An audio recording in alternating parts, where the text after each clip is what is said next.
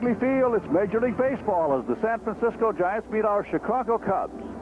Participating advertisers in today's game are Lowenbrau. When you want the taste of a truly great beer, there's really only one. Tonight, let it be Lowenbrau. Your local Toyota dealers, where now's the time to cook up a deal. True Value hardware stores. True Value, more than just a name, it's their way of doing business. Zenith and your Zenith dealers featuring System 3 color TV. Canon, so advanced, Canon is the world's leader in 35-millimeter photography. Union 76 and your neighborhood dealers who invite you to go with the spirit of 76. This copyrighted telecast is presented by authority of the Chicago National League Ball Club, which has the right of approval of the announcers and is intended solely for the private, non-commercial use of our audience. Any publication, reproduction, retransmission, or other use of the pictures, descriptions, and accounts of this game without the express written consent of the Chicago National League Ball Club is prohibited. David Carradine stars as a man who confronts violence with reason. Master, how do I not contend with the man that would contend with me? There is always violence. Be, therefore, like the prow of a boat. It cleaves the water, yet it leaves in its wake water unbroken. But some people just won't listen to reason.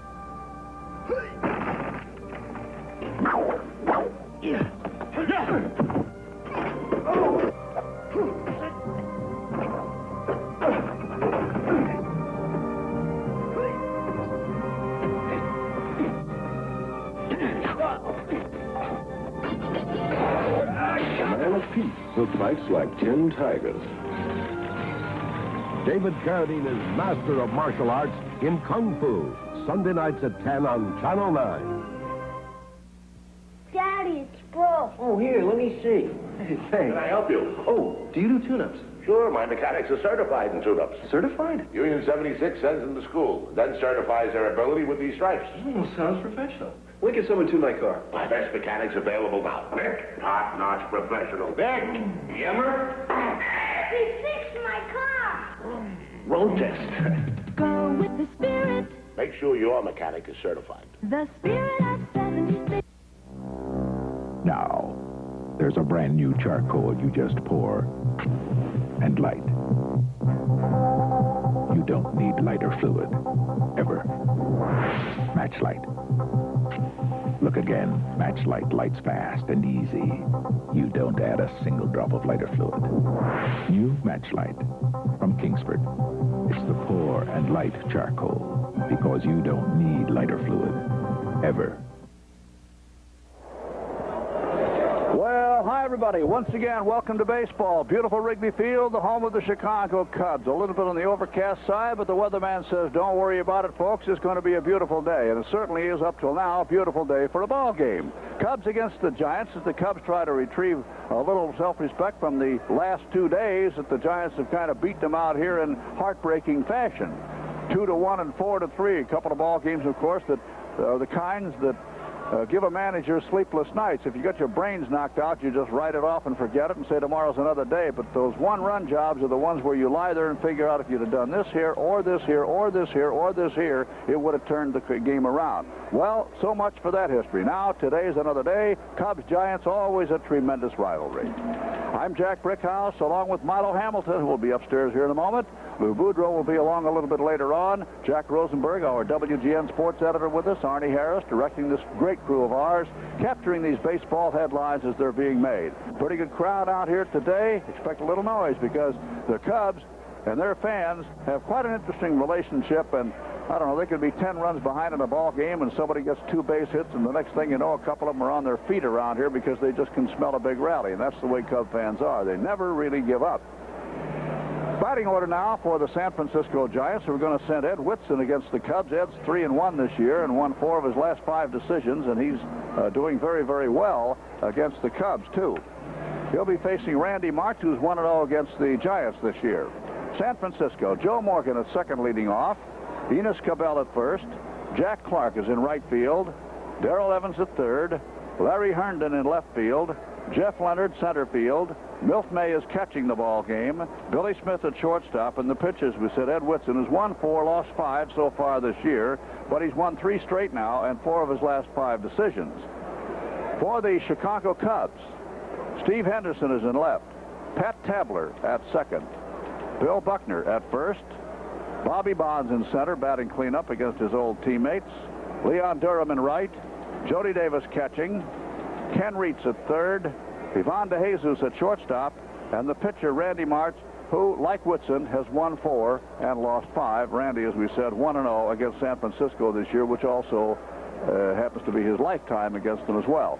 The plate umpire today is going to be the biggest umpire we have in baseball, Lee Wire. Umpiring at first is Harry Wendelstedt. Dutch Reynolds out there at second, and Ed Montague will be the umpire at third. The temperature, 78 degrees. That's baseball weather, folks. And the wind is out of the southwest at about 7 miles an hour, which means that the wind is not going to be much of a factor in this ball game. As a matter of fact, I noticed the center field scoreboard flags are flapping a little, but the one down the right field line is almost limp. Anyway, get set for a big afternoon wherever you are in this great land of ours. We welcome you to our efforts here at Wrigley Field to take your mind off your worries for a little while, get you a little relaxation, a little escape from the cares and the anxieties of this world of ours. And all you shut-ins, we hope that we'll get your mind off your problems for a little while and get you back at this ballpark as soon as we possibly can. Down there at the plate, as you can see, Jimmy Davenport, number 12 for the Giants, is turning in the batting order for Frank Robinson. Cookie Rojas, number 1, is the fellow doing the same thing for Joey Amalfitano and the Cubs. In a moment now, of course, the umpires will take their stations. The Cubs will take their positions on the field. We're going to have a very lovely young lady and a very beautiful young lady sing our national anthem for us today. There she is. That's 25-year-old Sandra Truitt, who was Miss Illinois of 1981.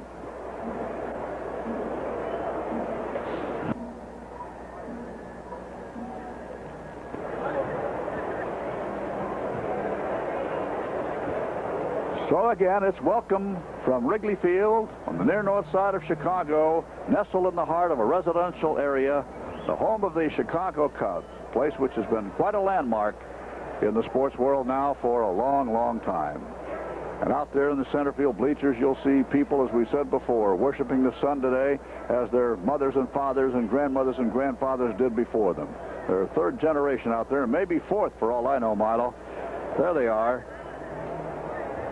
And as I said, Sandra Truitt, Miss Illinois of 1981, is going to sing our national anthem. She's toured in New York with the Chicago Symphony Chorus. She's a second-year doctoral student at Northwestern University, and obviously a very beautiful young lady.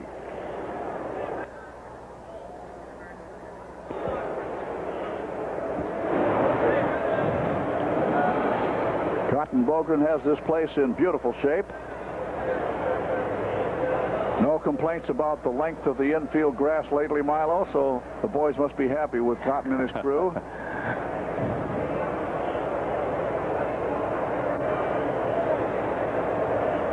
That's Frank Robinson.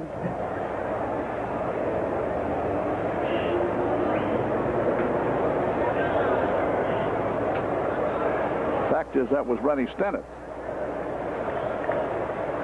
who started at second base in Game 1. But Joe Morgan took over yesterday and also is starting today. There's Buck Peden, who gets all those difficult assignments. He gets to accompany this beauty out to the plate. Well, thank you very much. Thank you. There they go out on the field.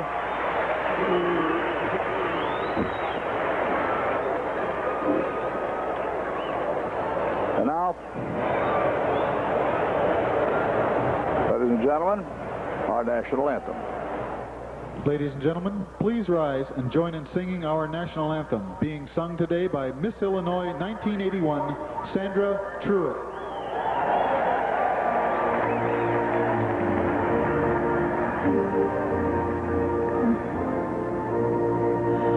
Oh, say, can you see by the God-worthy light what so proudly we hailed as the twilight's last gleaming, whose broad stripes and bright stars prove the perilous fight for the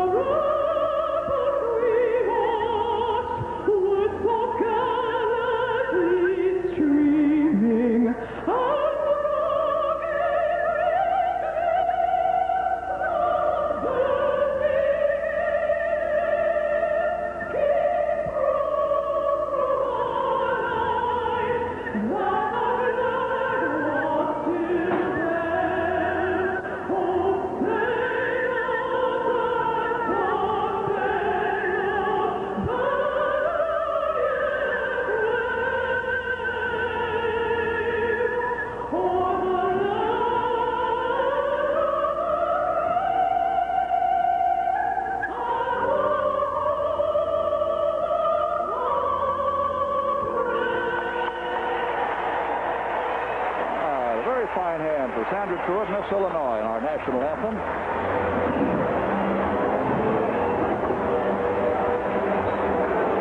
So the Cubs are on the field.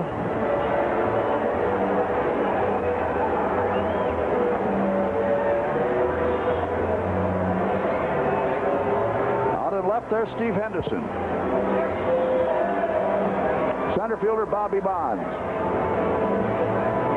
Right fielder Leon Durham. Kenny Reitz at third. Shortstop Ivan DeJesus. Pat Tabler at second. And over to first is Bill Buckner. Pitcher Randy Martz. And the catcher Jody Davis. Don Buford coaching at first. Over to third, Jimmy Davenport. Harry Wendelstedt umpiring at first. Dutch Rennert at second. At third, Ed Montague. And behind the plate, Lee Wire.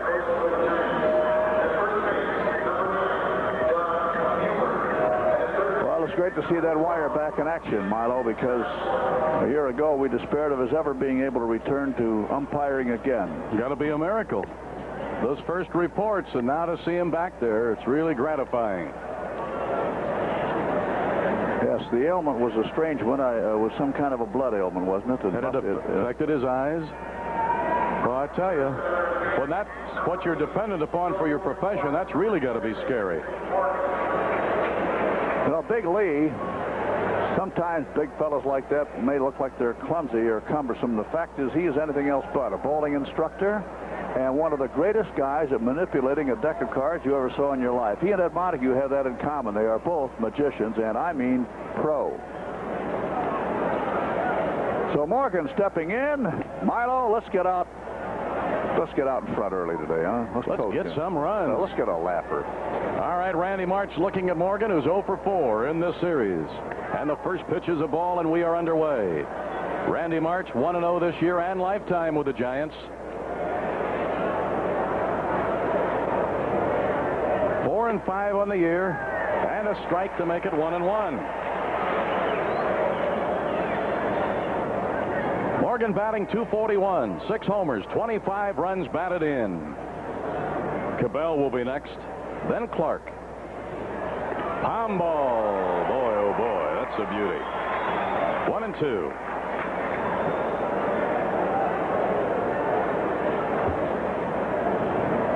Hope you're in early to hear Les Moss talk about Randy Martz.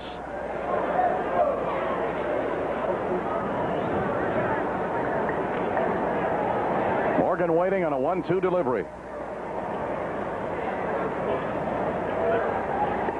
And he's gone.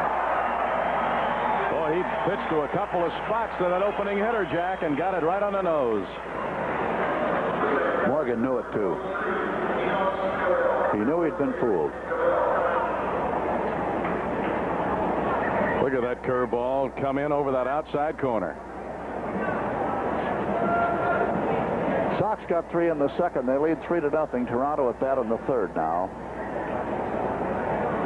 Trout against Leal, but Leal is gone and McLaughlin is in there. Detroit 2, Texas nothing, and then the Detroit third. Detroit's going for their 9th straight today. Matlack against Wilcox in that game. A strike and 1-1 to Cabell. Cabell 1 for 9 in this series. Against the league, he's hitting .245 with 2 homers and 26 runs batted in. As the Yankees host Kansas City, Gale for the Royals, Guidry for the Yankees. Fouled off, out of play, 1-2. Arroyo goes for Minnesota up in Milwaukee against Haas. Montreal got a run in Atlanta off Mailer. And there is Frank Robinson. Don McMahon is pitching coach on his right. That fellow with the cap over his eyes is Jim Lefevre. 2 balls, 2 strikes. Nepper will go for Houston at Philadelphia against Carlton. Joey, and there they are, the twosome, always looking at that pitcher, Joey and Les. 3 3-2. Wells for San Diego against Scurry of Pittsburgh, and so far no score after 2.5. Did you notice Valenzuela got his 10th win last night? Finally got it. Beat the Dodgers 3-2. Rather beats the St. Louis Cardinals 3-2 for the Dodgers. He waited a while to get that one, didn't he? Yeah, 4 starts. Bouncer, shortstop over, picks it clean and throws him out. That came up just right for DeJesus. He knew that there wasn't any chance to get over in front of it, not with Cabell running. And watch how the ball comes up just where he wants it, so he can scoop it and fire. He's got to make a move. Look at this, right in there. Don't underrate this throw either, because he didn't have the luxury of being able to measure this one for very long. Nope, Cabell runs well. Look at him look into that glove and say, I've got it, and let her fly. Nice going, Ivan. Now here's Clark. This is a guy we got to keep off the base paths. Of course, a couple of times he hasn't been on him very long. He just trotted around him. 4 for 7 in this series, 2 homers and 3 runs batted in. Clark hitting .246, but he has 10 homers and 33 ribbies. And since the break, he's something like 15 for 45.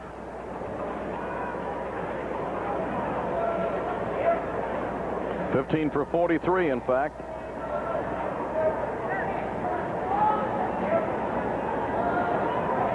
(2-0), 3-0. Dodgers got a run in the first. The Cardinals are now at bat. Hernandez has just tied that one.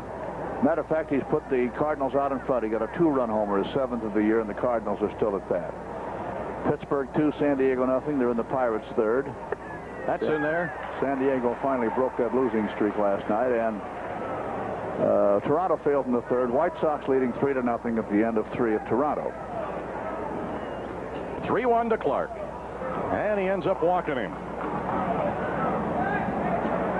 Never gave him a pitch to hit.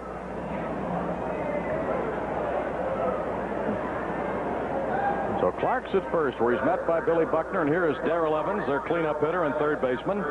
He's 1 for 8 in this series, has hit Sapel in 11 of his last 13 games. Evans for the year, .246, 10 homers, 37 RBIs. He and Clark are tied for the home run lead on the Giants, 10 apiece.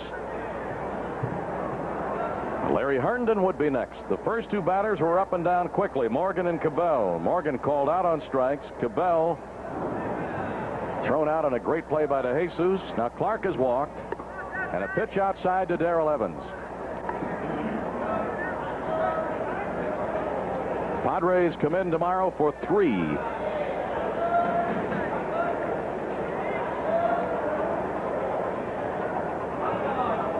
Not a big lead for Clark. A ball, 2-0. It'll be Mike Krukow Monday, Ken Kravik on Tuesday, and Doug Bird will come back on Wednesday. So right now that rotation's pretty well set when you've got Martz ready. 2 balls, no strikes.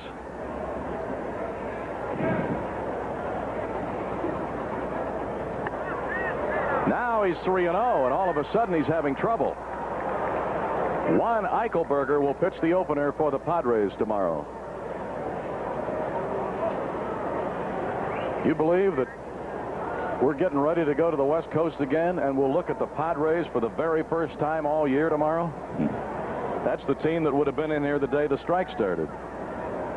Yes, and of course we would have been out there once had it not been for the strike. 3-0. Walked him, 2 straight walks. Now you're bringing up a fellow who's been swinging a good bat, and especially with men on, Larry Herndon. He's 4 for 9 in this series with 1 RBI. He has a 4-game hitting streak. He's hit safely in 8 of his last 10. So right now he is a tough out. Against the league, 305, 3 homers, 27 runs batted in. Now is where Randy's got to bear down and get this fellow. Don't let those walks come back to haunt you. 2 quick outs, then just as quickly 2 walks.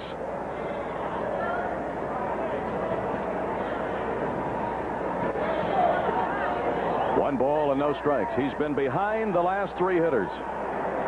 In fact, the last 4, because he got behind Cabell. before he eventually got him. And Les Moss wants to have a little talk with one of his prize pupils, Randy Martz. They have spotted something here that he's doing. I asked Les about it on the leadoff. I said, what about Martz now? Because coming in relief the last few times, he's known that he was maybe going to be out there for an inning or 2 or 3 at the most, and looked like he was more aggressive. Will he have a tendency maybe to try to pace himself here today since he's starting? Plus the humidity on the field feels like it's 99. He said, well, I hope not, because I talked to him about it all morning. But it looks like maybe he's fallen into a little pacing rut here, because he's not the aggressive pitcher that we saw in relief the last few times. Well, today, too, Marlo, with the emphasis we now have on the bullpen more than ever before in baseball, the tendency is for the pitcher just to go out and fire as hard as he can, and if they can get 5 or 6 innings out of him, fine. Gets the breaking ball in for a strike.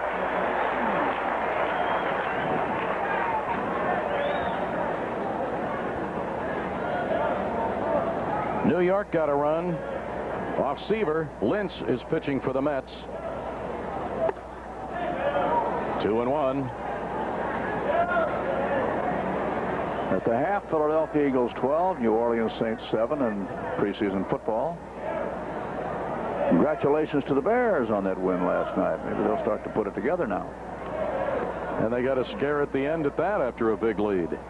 2-1 in there, and it's 2-2.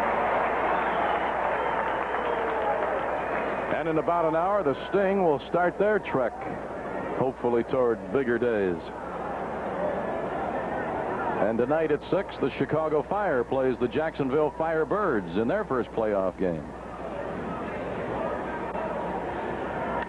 Fouled off, holding 2-2 on Herndon. Kansas City failed in the first, and the Yankees are now at bat. You notice where Mr. Russell shut them out last night? He didn't really pitch that badly the other times he was out. Well, he explained that he's been having a tendency toward blisters, and plus the fact that he wasn't quite in shape because of the strike. High ball missing. He's 3-2. The merry-go-round will be on here. The runners will be set.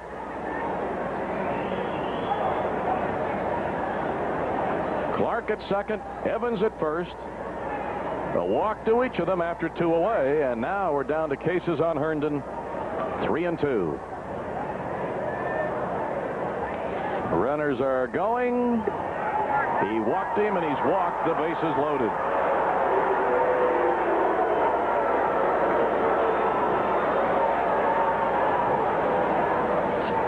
That will bring up the center fielder, Jeff Leonard, who hasn't hurt us with his bat, but he killed us with his glove and his legs in the opening game. And Willie Hernandez is going to the bullpen. Joey and Les not happy with what they're looking at now.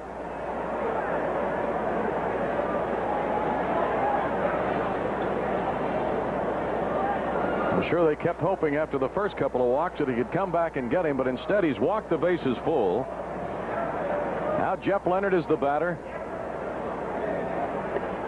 Ball 1. Leonard's totals for the year, including Houston and the Giants, 250, 1 homer, and 9 RBIs.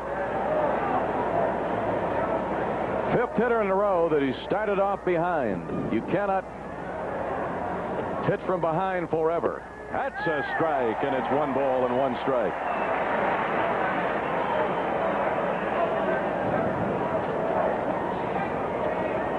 Jeff Leonard, the batter. And a left-hand batting catcher, Milt May, would be next. The 1-1 from Randy Martz. A high bounce. Shortstop to Jesus. Go the short way. Side retired. 6-4 to Jesus to Tabler. And so Randy Martz just dodged a bullet. Everybody exhale. We played a half an inning. There were 3 walks. The Giants are scoreless with no hits. There weren't any Cub errors. 3 Giants were left, and our Cubs are just now coming into bat.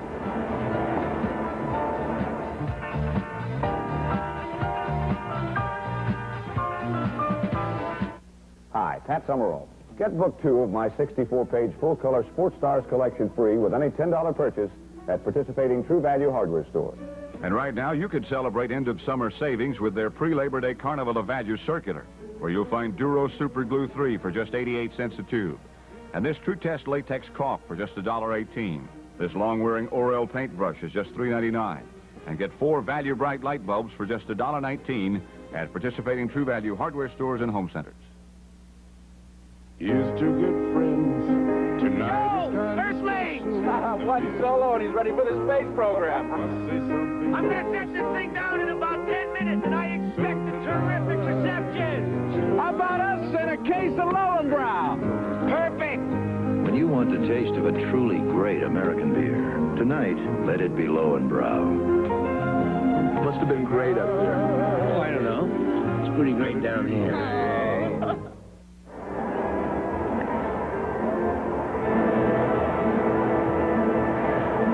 Lazinski has homered in the fourth with 2 on. That's his 13th. So now the White Sox lead Toronto 6-0. Toronto with bat in the fourth, and it's Pittsburgh 4, San Diego nothing at the end of 3. Let's put the Giants on the field. Left field, you start with Larry Herndon, number 31. Move over to center for Jeff Leonard, number 26. In right field, Jack Clark wears 22. At third base, Darrell Evans, 41. Billy Ed Smith, 21, playing shortstop for the second straight day. Joe Morgan, the old veteran, number 8 at second. Enos Cabell, 23 at first. On the mound, Eddie Whitson, number 32. And his battery mate is Milt May, number 7. Whitson comes in with a record of 4-5, 3.67 ERA, 14th outing, all as a starter. Comes over the top of the breaking ball, gets a strike called. Inside the park home run, Marlowe, for Milburn. For the Yankees in the first. That's his first home run. Whitson has worked 76 innings, thrown 6 home run balls, which is a high ratio for him. 1 ball, 1 strike. Walked 29, struck out 41. And when I talked about him on the leadoff with Les, how tough he was on us last year, our coaches, Cookie Rojas at third, Gene Kleins at first. 2-1 to Henderson. Listen to this figure. Whitson against the Cubs' lifetime is 3-1 with an ERA of 1.42. That's pretty stingy. Whew. He shut us out once last year for his first win, and to prove it was no fluke, a week later did it again. 2-2 to Henderson.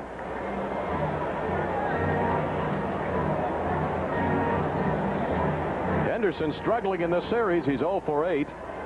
Batting .270 against the league with 4 homers and 21 runs batted in. Missed with a breaking ball. Nettles just got a homer for the Yankees in the first with 2 on. That's his 10th of the year. So the Yankees are having a big first inning against Kansas City. They've gotten those runs for Guidry, Jack. You don't want to let him get too big a lead. He's tough when it's tight. Fouled off as he jammed him on the fist. Dodgers with 2 in the second. Cardinals now at bat. Los Angeles 3, St. Louis 2. Henderson will be followed by Pat Tabler and then Bill Buckner. This is our 6th game of the year with the Giants.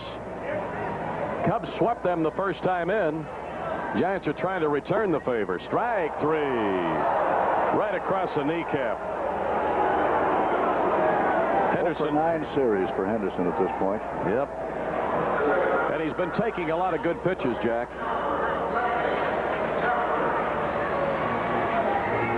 Yeah. Here's Pat Tabler, 2 for 7 in the series. Just joined us on Friday. Got right into the starting lineup. And his folks are watching us down in Sarasota, Florida on the cable, Jack. Another one of our players where the family gets a chance to watch.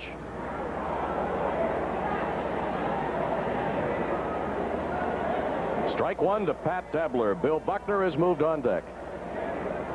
In the top of the first, Martz got into a full-blown jam when he walked the bases loaded after 2 out, but got Leonard to hit into a force play. 0-1 to Tabler. Bullseye. Strike 2. Boy, Whitson just got a good live arm. From Johnson City, Tennessee.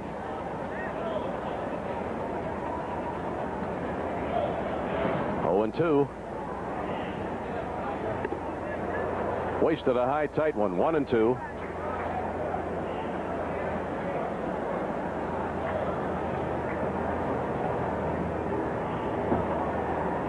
Bay 3, St. Louis 2 after an inning and a half. Fouled it off just enough to keep him up there, and it remains 1-2. Montreal and Atlanta split last night, and Montreal's leading 1-0 today after an inning and a half.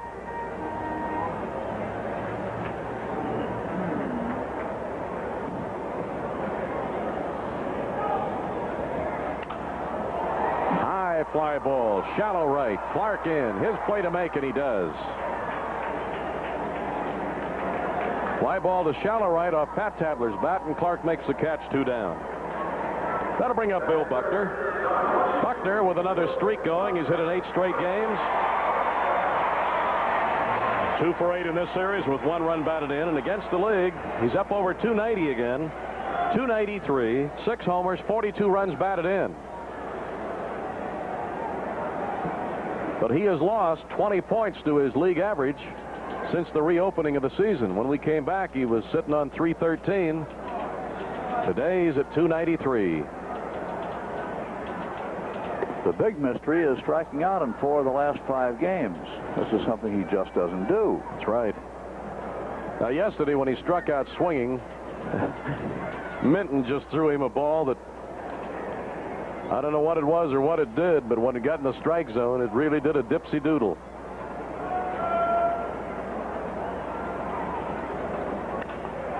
A 1-hopper to Morgan. That'll be easy. A 3-up, 3-down inning for Eddie Whitson. So we have played through 1 at Wrigley Field on a beautiful Sunday for baseball. Hope you're enjoying it wherever you are. We'll go to the second with no score.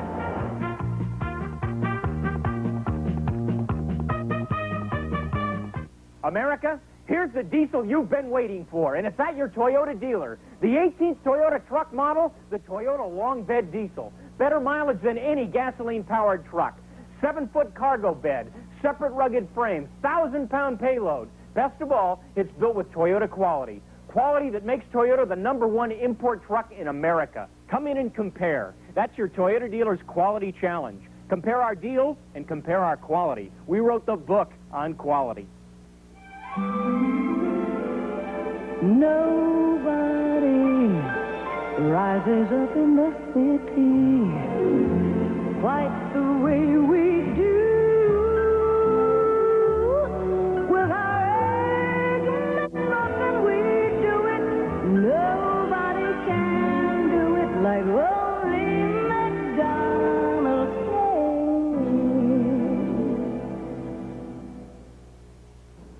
Is the Energizer just another battery? Is a picture from outer space just another snapshot? The Energizer from Everready Technology. Of all leading brands, nothing outlasts, nothing outperforms the Energizer. Everready scientists made sure. Your photo flash, calculator, toy, they'll tell you, energize me.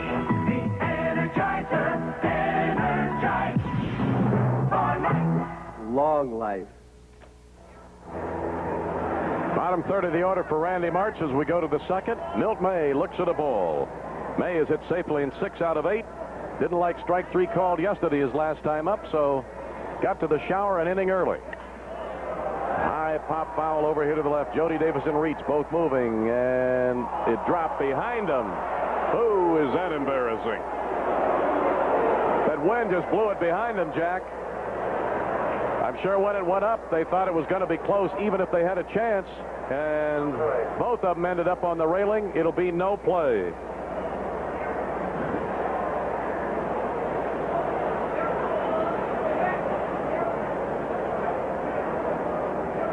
One ball and 1 strike to May. Smith, the shortstop, on deck.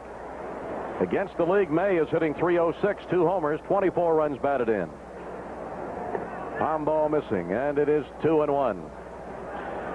Now here's another look. See where it bounces? And when it hit the ground and made that thud, Jody Davis reacted. Oh. Out behind second. With a slow man running, DeJesus knew he could let the ball play him and get away with it, and it's 1 away. Yeah, Milt was out of the ball game in a hurry last night, too. He must have said the magic words to Montague. And in Montague's case, magic would be the right word. You know something? He's an interesting fella.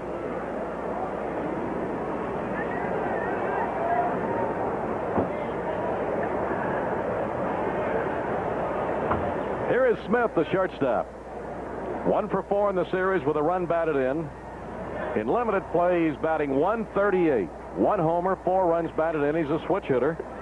That's a strike, says Lee Wire, and it is 0-1. Turned out to be a 4-run inning for the Yankees. They lead Kansas City 4-0. The Yankees at bat now in the 2nd inning. Almost reached across for that off-speed pitch, but laid off in time, and it's 1-1. A ball and a strike to Smith. Whitson due up next. 2nd inning, no score. Bouncer, the Tabler's going to have to charge, and the pitcher's going to have to cover. And Randy did his job. That's the way to get off that hill. You can't be a spectator on that play, and Randy March did it just right.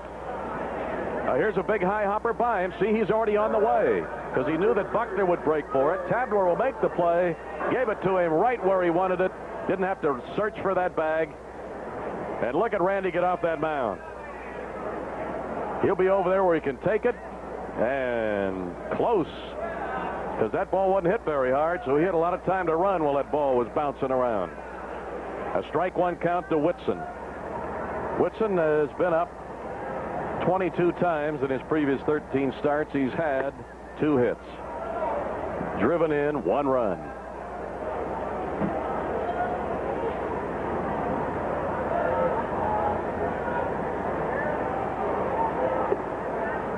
Well, 2 balls and a strike. 1-0. The Mets over Cincinnati. Cincinnati at bat in the 2nd. I see Mr. Kingman got his 11th career grand slammer to win that ball game for the Mets last night, 7-4. Bouncer that may, backhanded by Tabler. He got him. Holy Toledo, what a play. If that isn't a full-blown Major League second base play, I don't know what you got to see to believe it. He gets a standing ovation here. This ball was hit hard by Whitson. Tabler backhands it with that boarding house reach on that 6'1" frame of his, then gets rid of it with enough on it to a stretching Buckner, and it wasn't even close. Man, oh man, what a play. You enjoy it again. It was a 3-up, 3-down inning, and the crowd's still buzzing. We played an inning and a half. The Giants nothing, the Cubs nothing.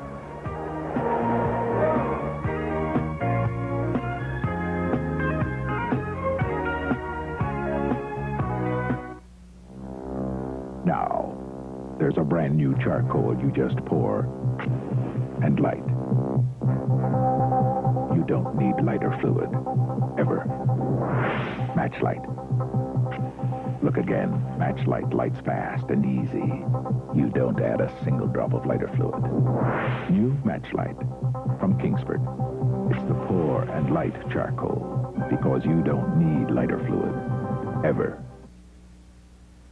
Here's to good friends. Tonight is kind of special. It's just right. That'll be a full moon. Hardly any wind. And the Lowenbrau's cold. Sure beats the office. When you want the taste of a truly great American beer, tonight, let it be Lowenbrau. Sure hope the fish don't bother us.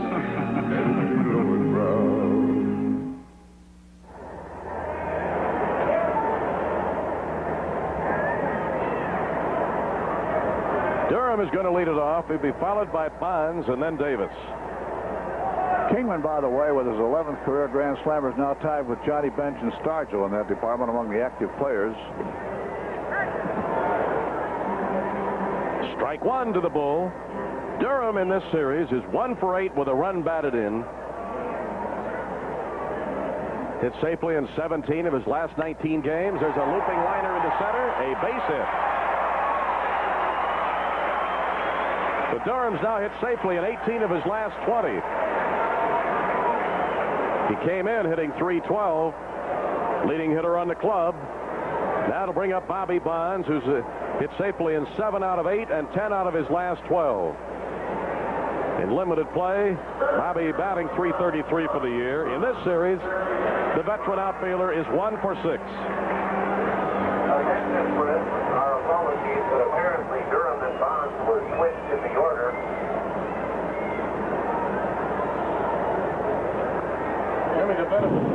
Jimmy Davidovich is apologizing to the press row here because the lineup But I got off the walls down there, and later, up in the Poodle and was put on the blackboard here, had Durham batting 5th and Bonds batting 4th.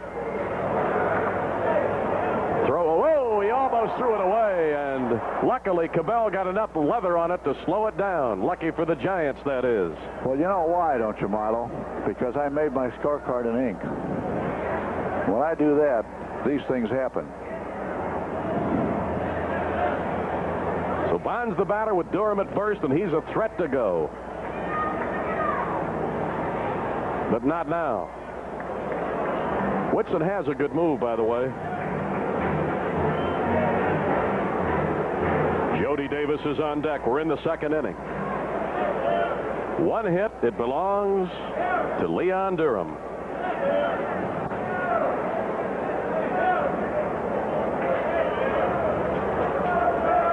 Doesn't take a big lead. He's going. The throw down will be in time to nail him.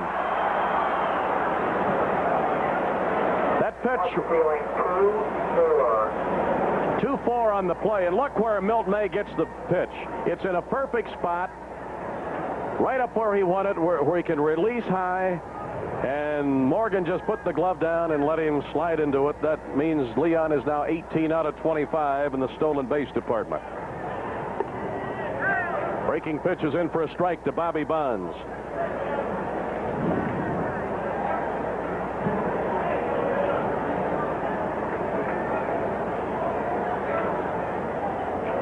That's a bullseye, and it's 2-2.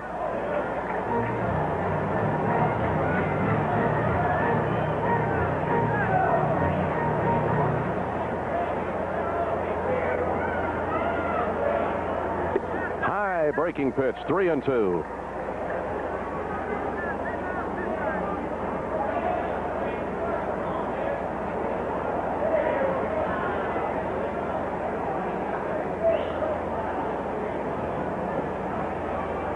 Full count, and in with an off-speed breaking pitch. So 2 strikeouts for Whitson. They've both been called. He did it to Henderson to start the 1st inning. Now it's 2 away and brings up Jody Davis.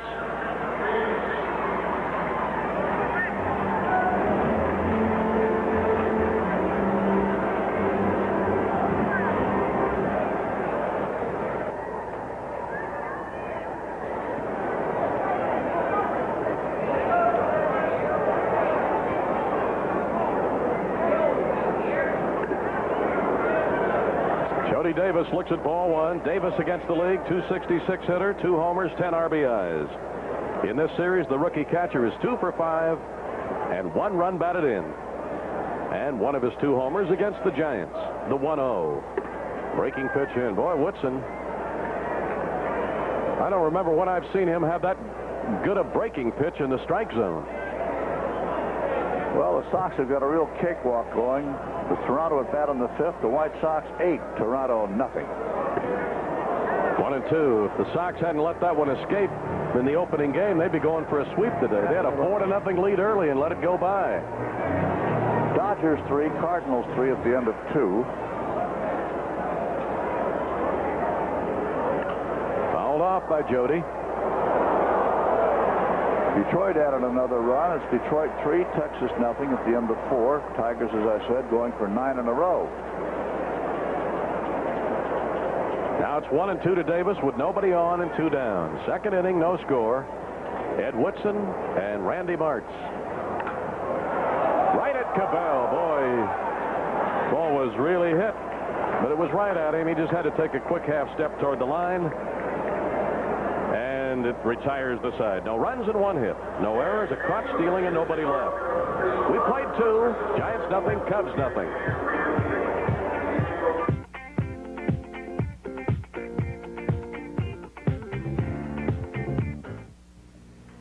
Excuse me. Yes?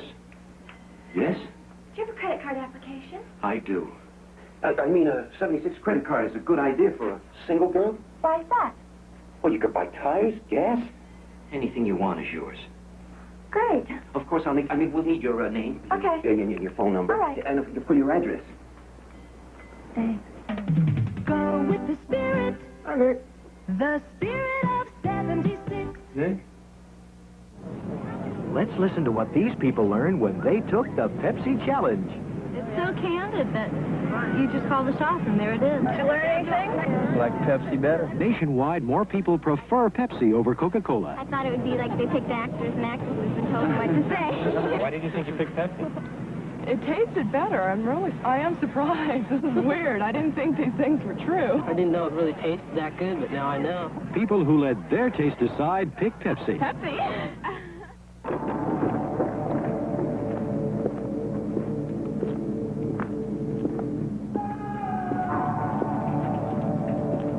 The Yamaha Virago. With a unique combination of V-twin engine, monoshock suspension, and shaft drive, it's been a lot easier to want one than to find one.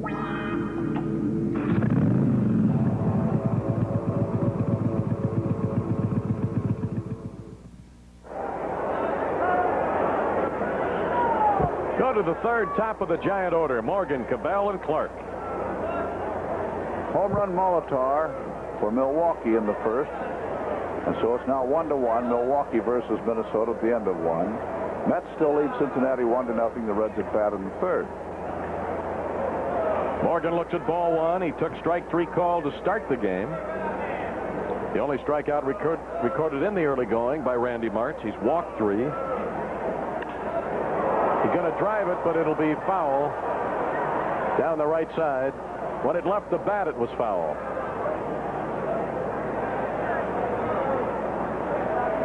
One and one. We go to the third in Atlanta. Montreal still leading 1-0. That's Rogers over Mailer in that game. A ball and a strike. Boy, Martz just gives you that big, free, easy motion. Then after he shows you that curve and that palm ball, that fastball, really looks about 2 feet quicker, and there was one of them right there. 1 ball, 2 strikes.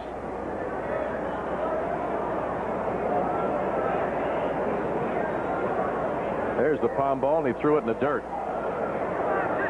All right, we're at the top of the hour. Let's pause quickly here for station identification. This is WGN Television, Chicago, America's #1 sports station. 2-2 to Morgan. Off-speed pitch, and he's sending it out into shallow center. Bobby Bonds will camp under it now, and it's one away.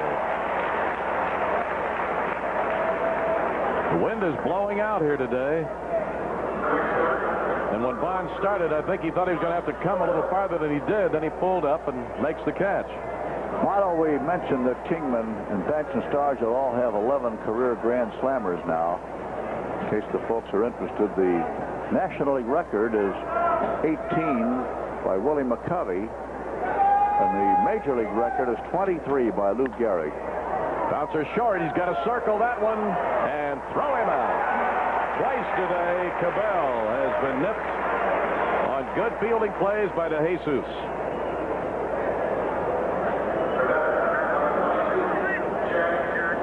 Jack Clark walked in the first. He started a parade of 3 straight walks. As it turned out, it didn't hurt.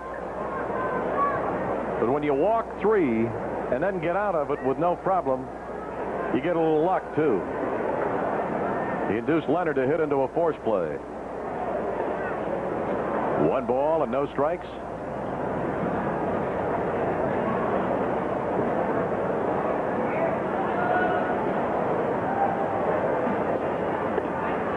That'll make it 2-0.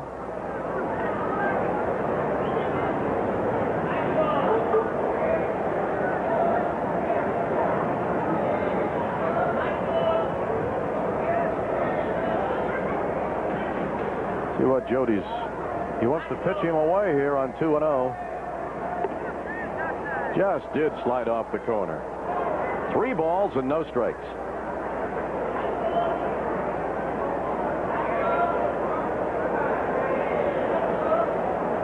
Don't make it a good one on 3-0 to this guy.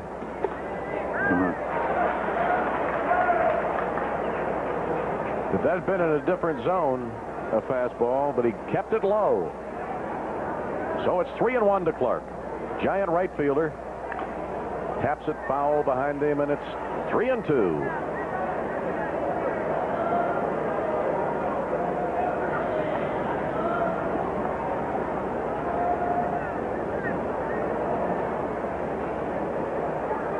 He fell behind him 3-0. Let's see if he can come back and get him. A payoff to Clark with 2 down. Had him reaching. After those 2 tape measure jabs he hit in here against the wind in the first 2 games. March pitched him carefully in the first inning, ended up walking him. Except for the 3-0 low fastball, he hasn't really thrown him a pitch that he could handle. And another payoff. Low fastball walked him. And that is walk number 4 by Randy March to go with 1 strikeout, and it'll bring up Darrell Evans.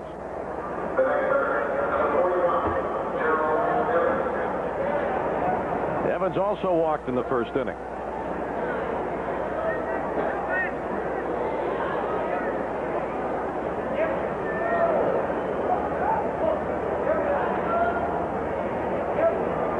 Chances are that under that Giant jersey is a Howdy Doody shirt. Well, that's his nickname. A strike. It's 0-1. Well, you think television isn't getting a little older? When was Howdy Doody popular? In the 50s, wasn't it? Boy, it must have 50s? Early 50s? Uh-huh. Buffalo Bob Smith, huh? Hi, Buffalo Bob.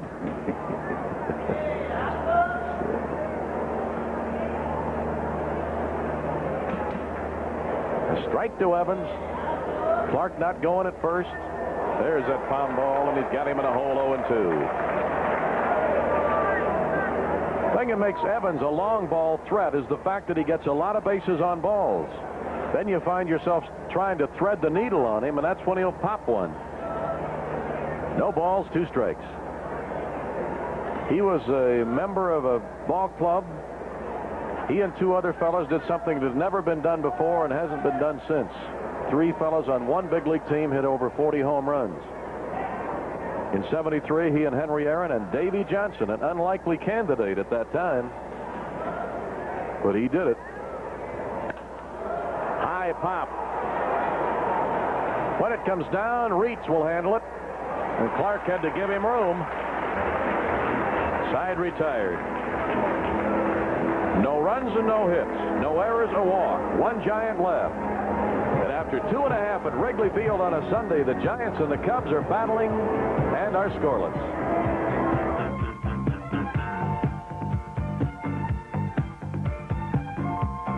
Beach closed.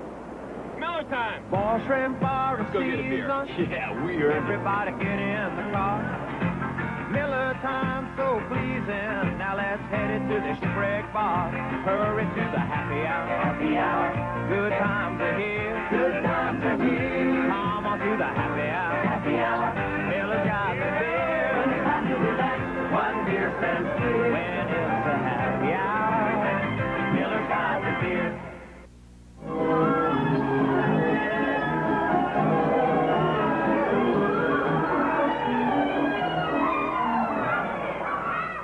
Without enough electricity, life just wouldn't be the same.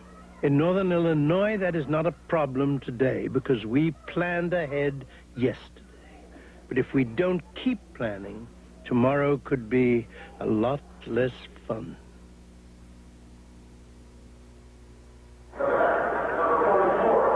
Sport Mart saved. New balanced top-rated training shoes for men and women. Schaumburg, Niles, Lombard, Calumet City, Oakland, and Clark, and Halstead in Chicago.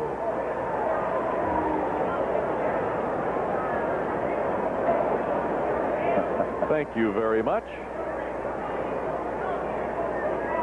All right, Kenny Reitz is here, Jack. Now, this is a good spot to get something going.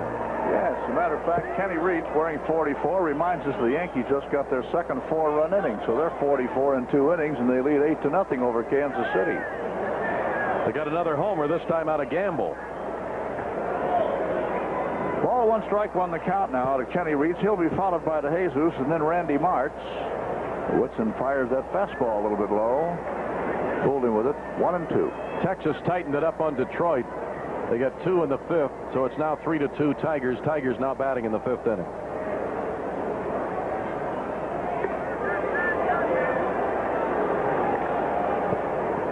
Kenny Reitz, 237 hitter.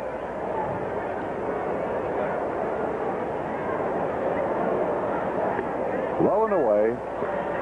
Ball 3, strike 2.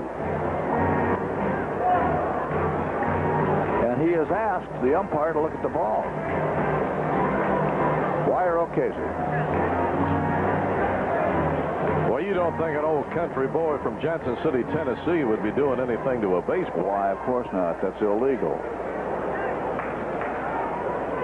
3-2.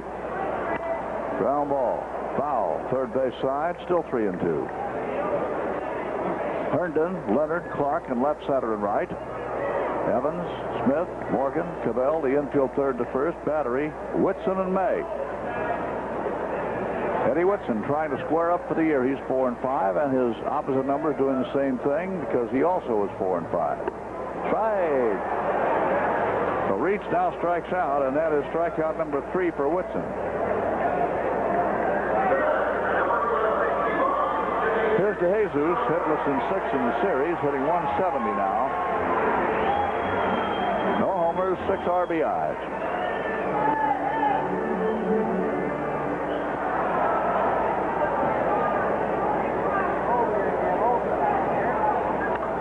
High foul out of play.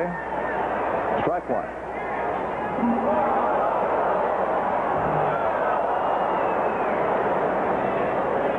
The wind is out of the southwest at about 7 miles an hour today, which means it's not really much of a factor, although it may have been an influencing factor on that foul ball that fell behind Jody Davis, because it did go pretty high, and sometimes when a ball goes that high, the wind can, of course, affect it, if there is any. Notion to bunt. Changed his mind. 1-1. Whitson is what you call sneaky fast. Good slider.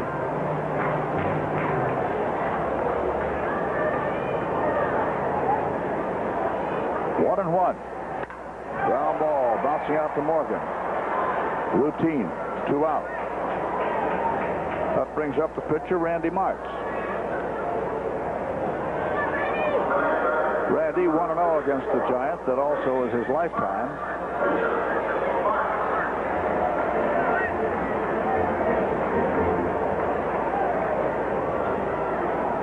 And as usual, they will play him to swing a little late. Matter of fact, Clark's giving him a lot of room between himself and the line out there in right field. If he were to pull one, Randy could wind up on third. Yeah, Clark's going to be 100 feet off the right field line. Strike 0-2. There it is. Notice the distance between the right fielder and the foul line.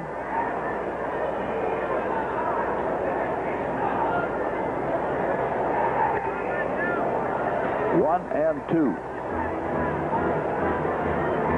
Whitson pitching him outside that time. He didn't want to embarrass the right fielder.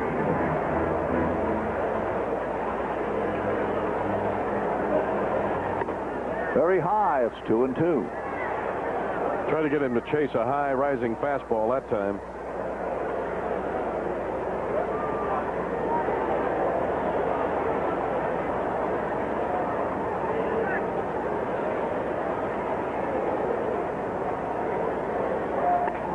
Too low. Full count.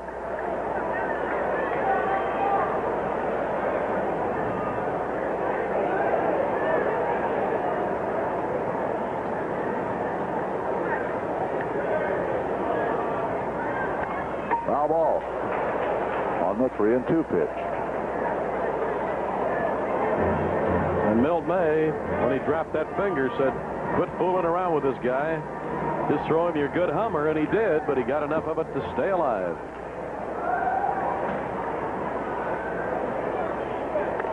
Foul ball again. Still 3-2. Randy Martz using up a fair share of time in the batter's box.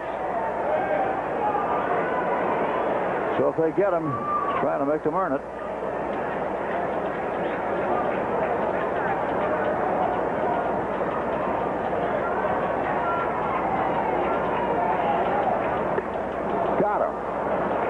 breezed that slider past me. No runs, no hits, no errors, nobody left, and strikeout number 4 there for Wiston. So now at the end of 3 full innings, the score of the ball game, Giants nothing, Cubs nothing.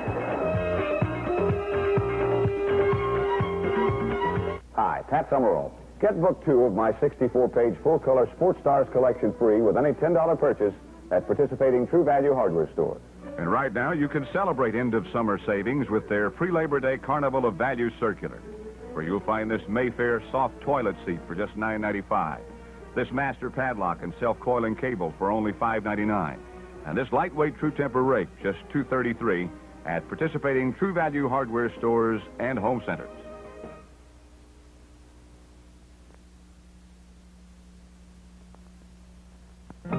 We do one thing like no one else can do.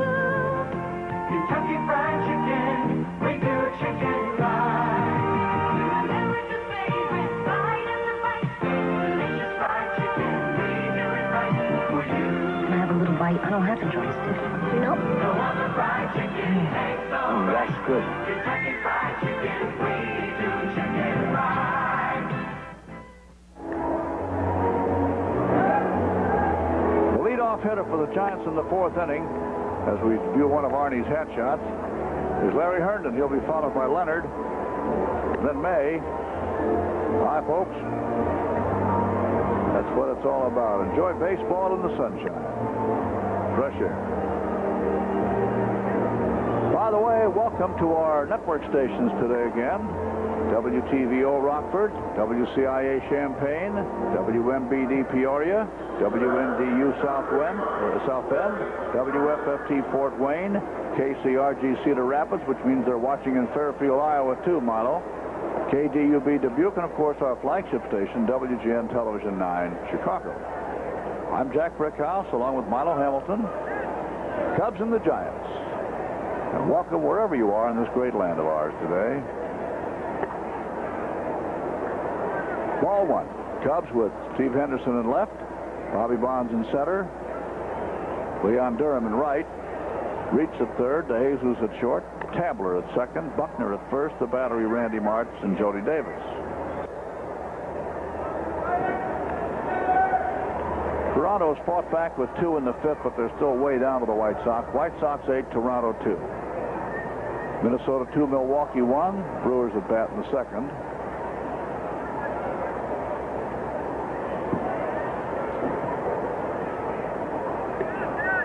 We got a pitching change up there at Milwaukee. Augustine is now pitching for Milwaukee in the 2nd.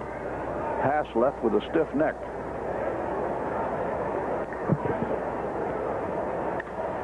Fly ball, pretty well hit deep to left center. It is off the wall out there between Henderson and Bonds. Henderson shags it down, and there goes Herndon streaking for third. He's in there, saved. A triple for Larry Herndon. That's his 7th 3-base hit this year. And he's been wearing out the Cub pitching. He's now 5 for 10 in the series against the Cubs.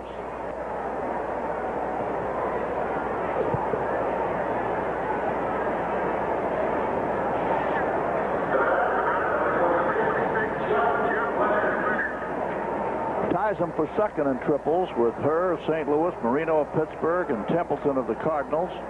Reynolds of Houston and Richards of San Diego lead with 9.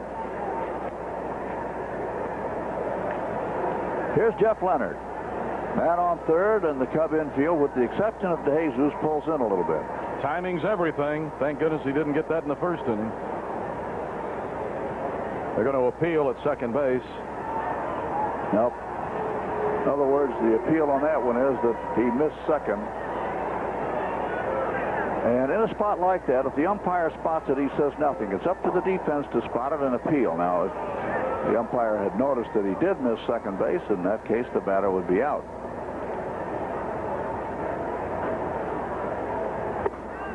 That is a ball 1. In a barnstorming game one time between Dizzy Dean's All-Stars and Satchel Paige's All-Stars, Dean led off the inning with a triple off the Satch and stood on third base and really laughed it up. and really needled Satch. And Satch walked over and said, Mr. Dean, that's where you are and that's where you stay. And he proceeded to strike out the side on 9 pitches. 2-0. Who was laughing then?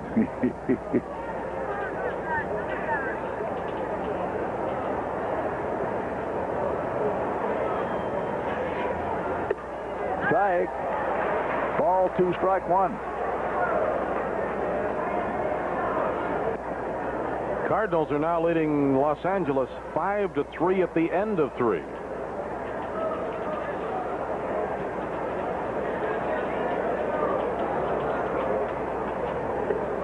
Strike 2-2. You know, Shoeless Joe Jackson with the White Sox was illiterate, but he could hit a ball.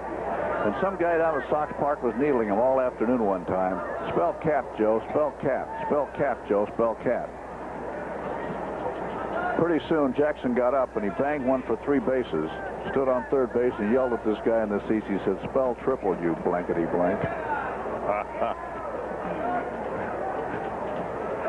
2-2.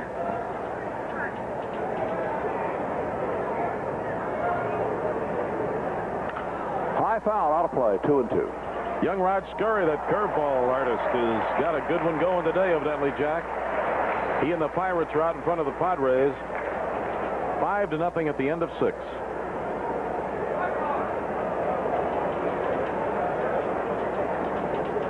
Ball 2, strike 2. Man on third, nobody out. Infield all pulled in now. DeJesus has crept up as well. Ooh, there's a wild pitch that's going to score a run. Oh, boy. Herndon crossing the plate easily, unchallenged on that wild pitch on the 2-2 count.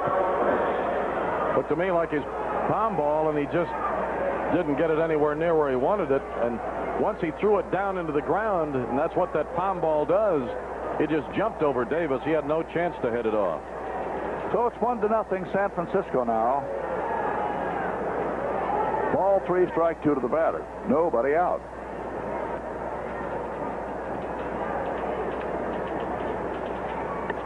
Strike. Fooled him with a high pitch. Leonard went for it. Struck out. That brings up the catcher, Milt May. Came in with that one just 1 pitch too late.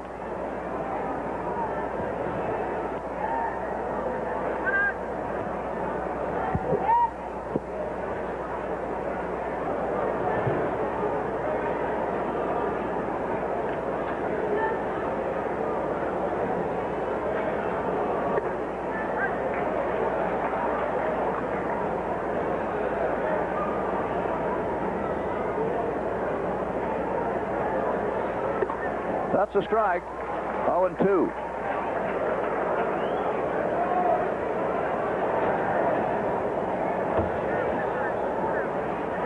No ball, strike 2 count.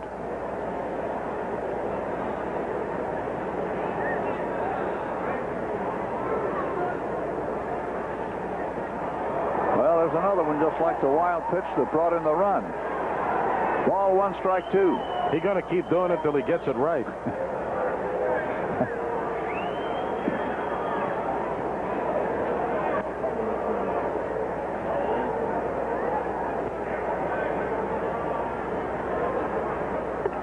That's a little low, 2-2.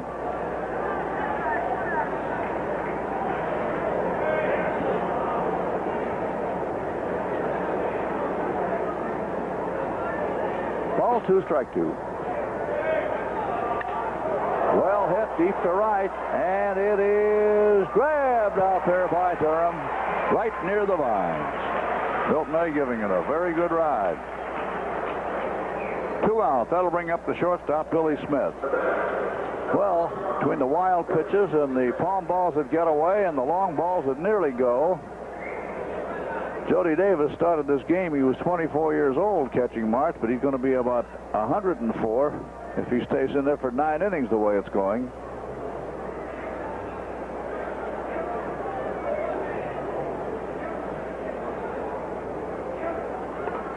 That's a ball.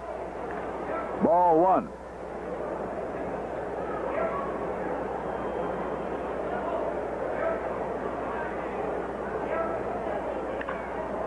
Base hit. Drive to right field. So Billy Smith is on. That brings up the pitcher, Ed Whitson.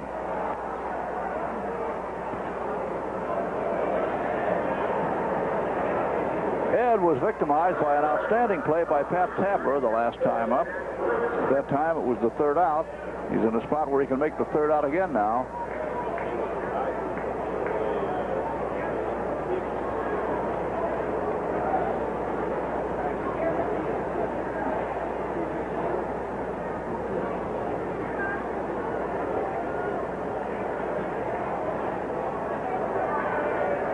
Two out. Foul ball. Cardinals 5, Los Angeles 3 at the end of 3.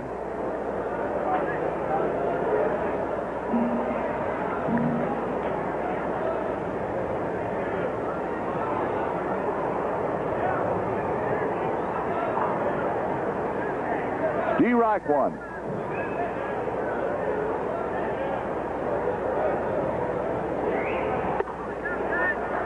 Ball 1, strike 1.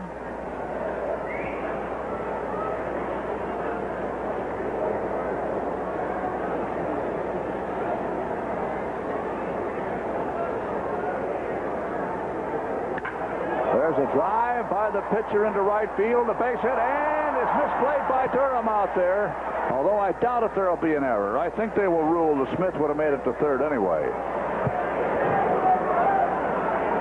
But that can make the adrenaline flow and the heart start to pump a little bit if you're the manager of a ball club to see your right fielder play this one this way.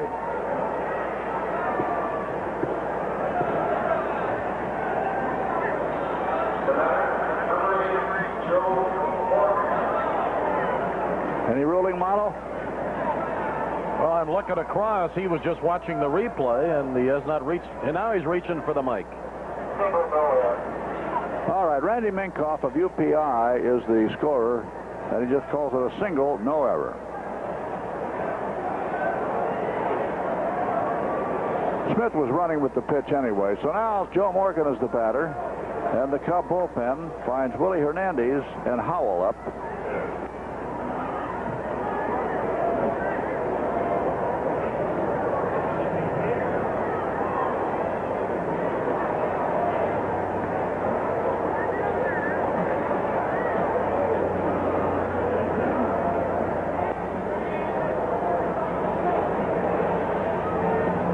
Hits now for the Giants, 1 for the Cubs. A little high, ball 1. Morgan started the day being called out on strikes, sent a fly to center the last time up.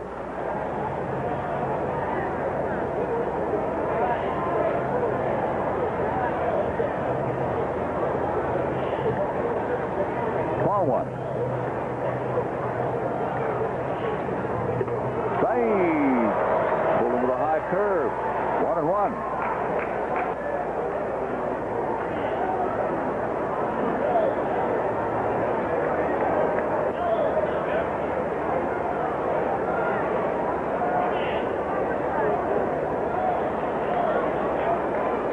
Outfield straight away, fairly deep. 1-1.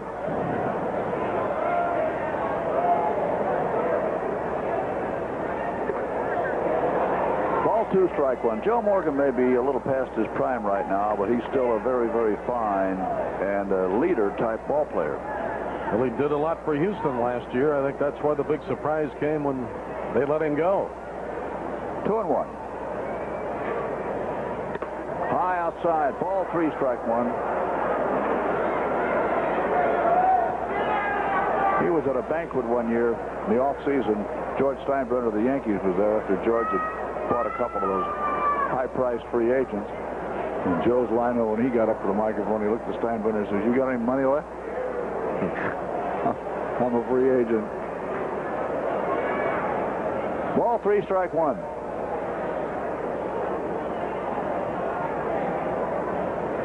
Smith on third, Whitson on first.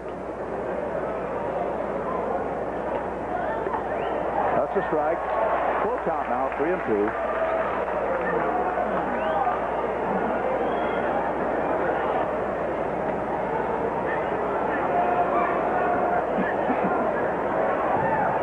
Ball 3, strike 2.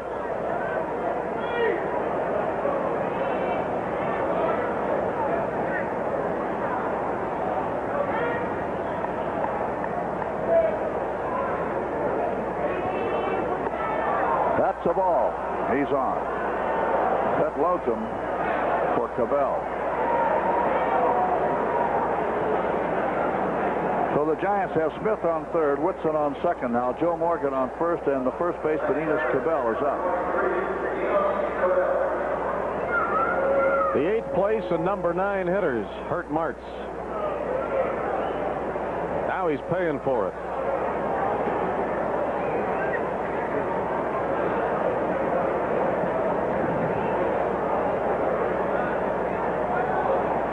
Here is what you would term a key moment in the old ball game. Strike. At the moment, it's a very tight game, 1-0. Giants. But right now, a base hit with the bases full could give the Giants a pretty impressive lead.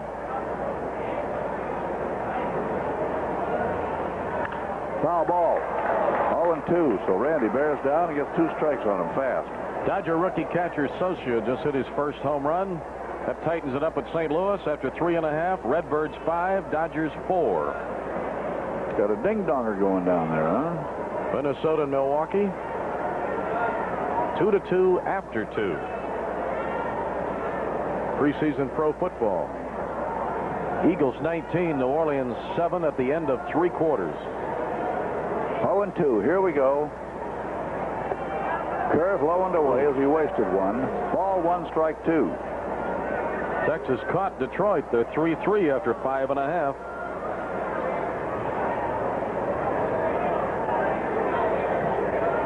One and 2.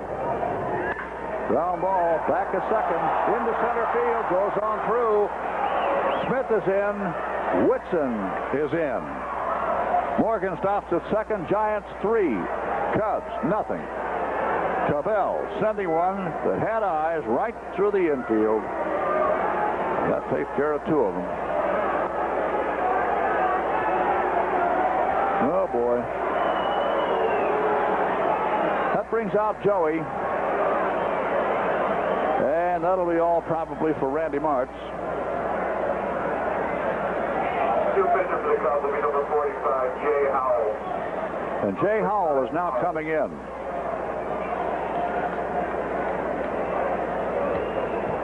Fourth inning.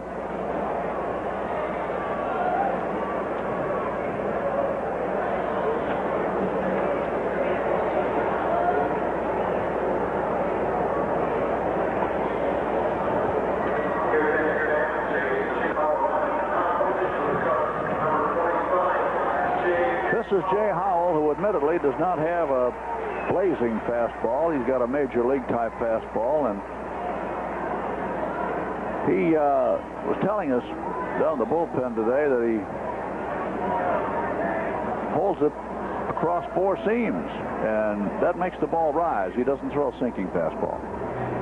He's going to come on for the 4th time as a Cub, 3rd time in relief. 1 win, no losses, ERA 3.86. 7 in the 3rd innings, 8 hits. 4 runs, 3 earned. No gopher balls, 2 walks, 4 strikeouts. Randy Martz just didn't have it here today. His relief work recently was much more impressive than this starting assignment. After he got 2 away after the triple in the 4th inning, he'd wild pitched in a run, but he had a chance to get out of it because he struck out Leonard and he got May on a line drive to right. But where he got hurt was letting Smith, the 8-hitter, who's batting about 135, get a base hit. And then the pitcher, Whitson, who just isn't known for being a hitting pitcher. And then when he walked Morgan, he was looking at another bases-loaded situation. It was his 2nd in the game. He walked the bases loaded in the 1st. So Howell is on and Martz is gone. While we have a moment here, Milo, I'd like to mention something of a little different nature. One of our best friends is Paul Malloy, who is the former radio television editor of the Chicago Sun-Times, the author of several good books, including Pennant for the Kremlin, a real funny book about a cat that inherited a baseball team. Should have made a movie out of it. Anyway, Paul, an admitted alcoholic, has come up with a great bestseller called Where Did Everybody Go? The Portrait of an Alcoholic. And the reason I mention it is because he refers in some measure to the people in sports, professional sports, with an alcoholic problem. He mentions, for example, Bob Welch, Dodger pitcher, strike. He mentions Ryan Duran, former pitcher with the Yankees. Darrell Porter, the Kansas City catcher, who's now with the Cardinals. Don Newcomb, the former Dodger pitcher, Cy Young winner.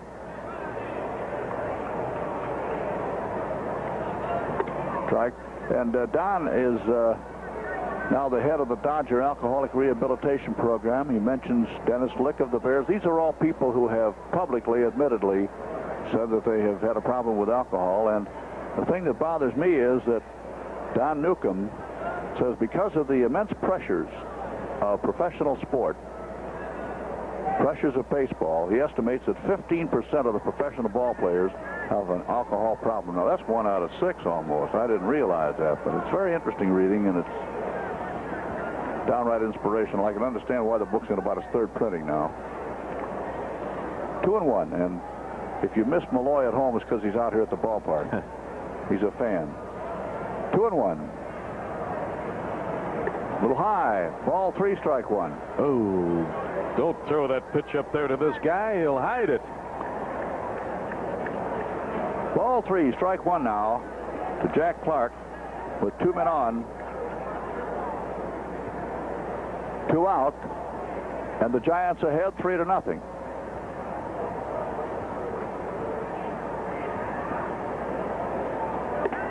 Strike. Ball 3, strike 2. He was all set to stroll down to first base.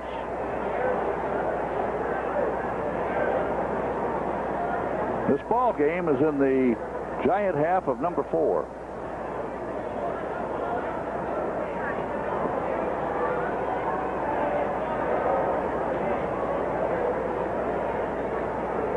Well, nobody covering. Oh, he had can to go through it. Ooh. Lucky he didn't gun it toward first base, because Durham is way over in right center. There'd have been nobody to retrieve it. And the way Cabell can run, he might have been right on Morgan's footprints, following him in. Fly ball, right field. That's pretty deep back there. It is. Oh, Durham! Allen caught the ball on his knees. That is something. Did you see that recovery by Durham? Wow. First of all, looked like the ball had a chance for the vines. Secondly, Durham now has a chance for the ball, but he slips and falls, and look at this recovery. Boy, that's what you call major league reflex action. His spikes didn't hold in the cinders. Woo-wee. Man. Well, if Joey doesn't have gray hair at the end of this ball game, he'll be able to survive to the age of at least 100. In the inning, 3 runs. 4 hits, no errors, 2 left. Well, anybody can catch a ball the easy way. Nice going, Leon. Give the folks a little entertainment for their ticket. Ooh. We're going to the Cub half of number 4. San Francisco 3, the Cubs nothing.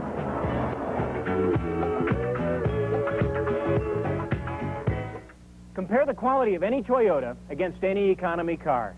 That's your Toyota dealer's quality challenge. Compare the front-wheel drive Tercel, our lowest price model. Starlet, highest gas mileage car in America. Celica, luxury and performance with Toyota value. See why Corolla's the best-selling car in the world. Compare our low sticker prices to begin with, and compare the deal you'll end with. That's your Toyota dealer's quality challenge. After all, we wrote the book on quality. Come on, guys, I'm all fished out. Besides, it's just about Miller time. It's about that time. It's about that time. I'm going back. The sun's about to set. It's time for the finest beer man can get. When it's time to relax, one business clear. You got the time. Miller's got the beer.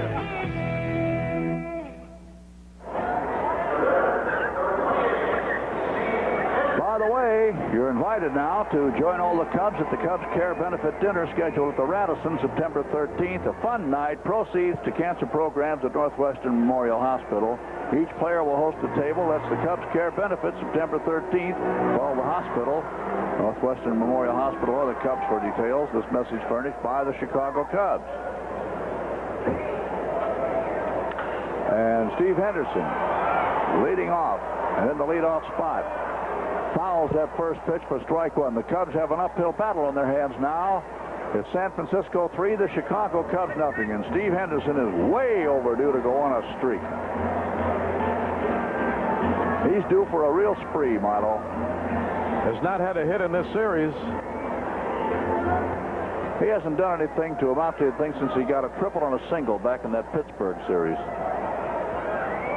Strike one. That's a ball. Ball one, strike one.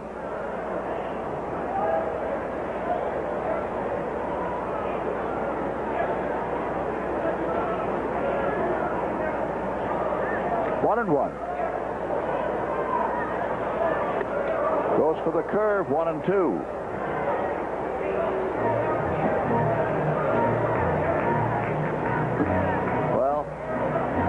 Terrible thing to do to a rookie catcher, but you have to take that home run away from Socia from the Dodgers.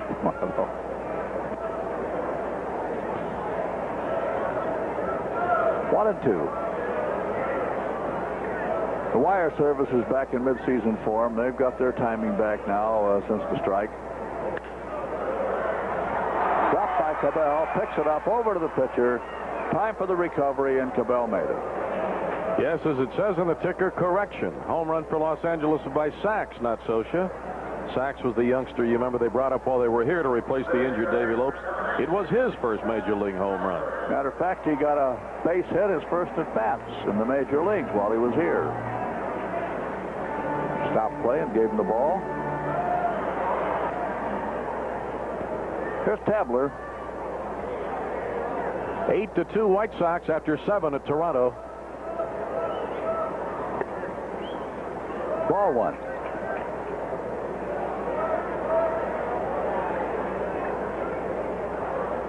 Ball one.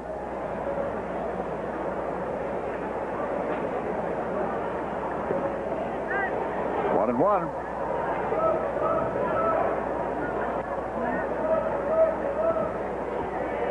Tabler.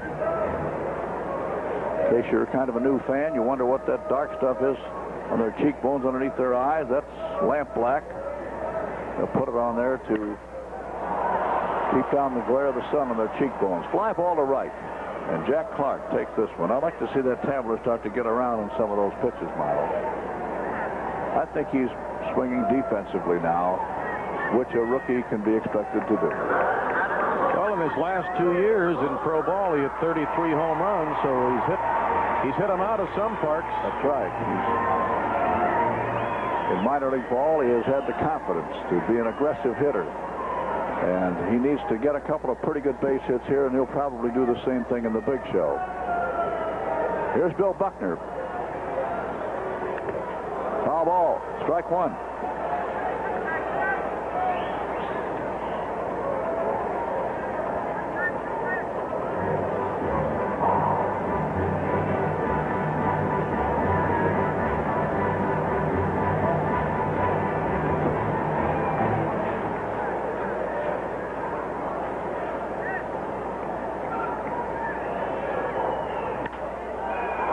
Pop-up. Who wants it? Right fielder Clark coming in. It's all his. Buckner's out. No runs, no hits, no errors, nobody left. Another 1-2-3 inning. Matter of fact, Whitson has retired 8 in a row since that single to Durham. So we go to the San Francisco fifth now. Score the ball game. Giants 3, Cubs nothing.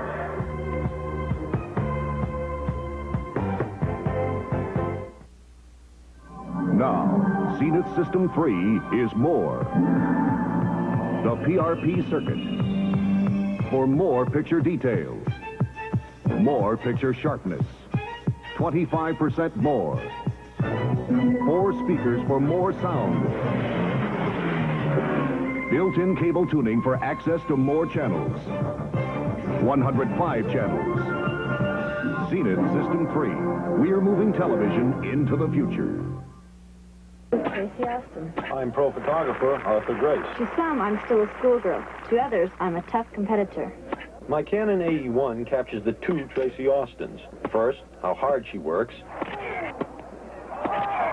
Then, how soft she is. Here, your turn, Tracy. The AE-1 makes it easy to shoot like a pro. The incomparable Canon AE-1. So advanced, it's simple. Canon, the official photographic consultant to Major League Baseball.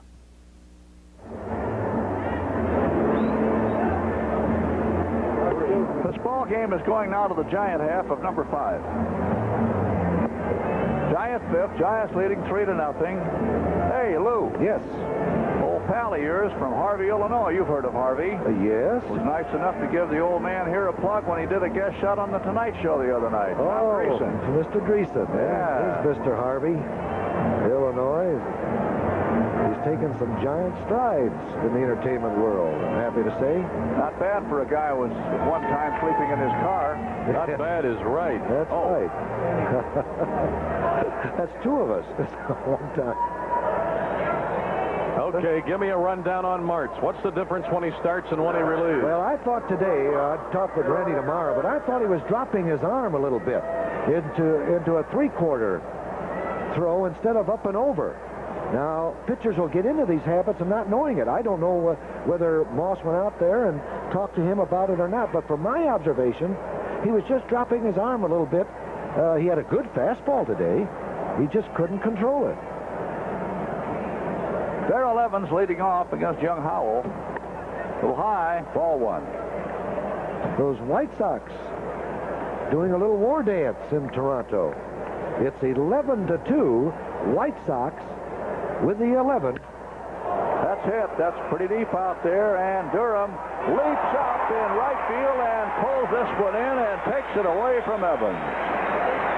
Jack, this is the third time in this series that Evans has hit that ball that hard and in the crevice right there where the catch can be made. Had he moved over, if he's hit the ball just about 10 feet towards center field, he'd have had 3 home runs. Durham timed that beautifully. You saw a picture book timing job, a real big league job.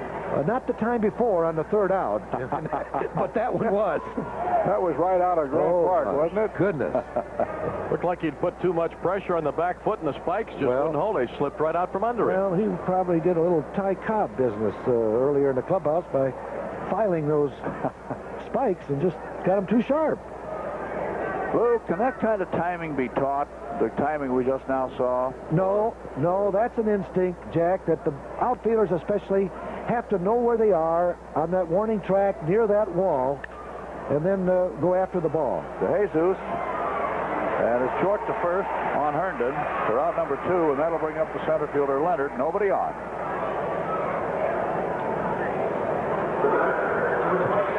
Two out. We've seen Durham battle that sun. This is a tough right field when it becomes around 3:30 here. But he has played right field quite well, in my opinion. And, gentlemen, in my opinion, we have a second baseman for a number of years. He's made 2 great plays, one yesterday going to his left, one today going to his right. I didn't think the ball today, he had a chance. I thought the ball was up the middle. The play wasn't catching the ball. The play was stopping, throwing overhand, and getting something on the ball to retire Whitson. Even though it was a pitcher, the play had to be perfect, and he made it. Ball 2, no strikes. Jeff Leonard. The Reds got Seaver in front, 2-1.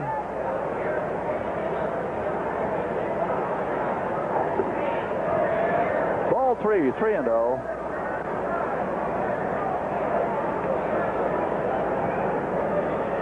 Ball 3, no strikes.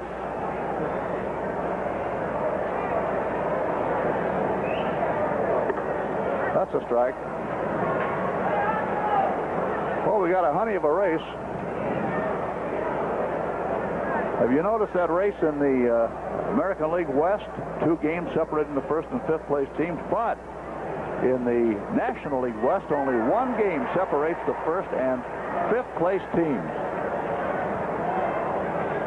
Houston, Los Angeles, and San Francisco tied a half game out. Cincinnati in 5th place, 1 game out. Boy. The next 2 weeks will really be very important for every ball club.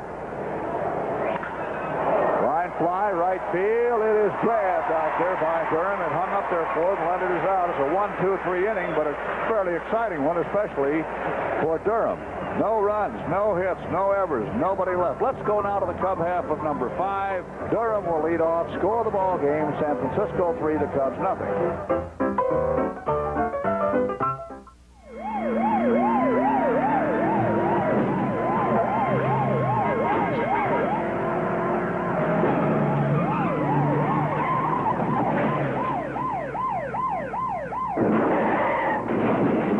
Okay, we got it. Great shot. You got me. Come on, Slowpoke.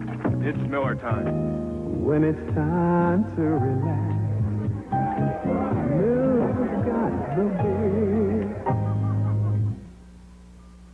Hey, cookies. We'll miss your service, Murph. Oh, there's good 76 stations in your new hometown. Not like Murph. But every dealer can't be Murph. That's right. Every 76 dealer is his own man. And everyone that I know is trying his best. And that's the spirit of 76. Good luck. Say, we're new in town and looking for a 76 station. Of course, it'll be hard to beat our old one. Maybe you've heard of it. Mort 76? What? Go with the spirit. Trying our best. That's the spirit. The spirit of 76. Holy Toledo, there goes one over the fence, a true link fence. Call the team that's been winning since 1952. Illinois' largest fence company. For beauty, privacy, security, call TrueLink, 463-7010.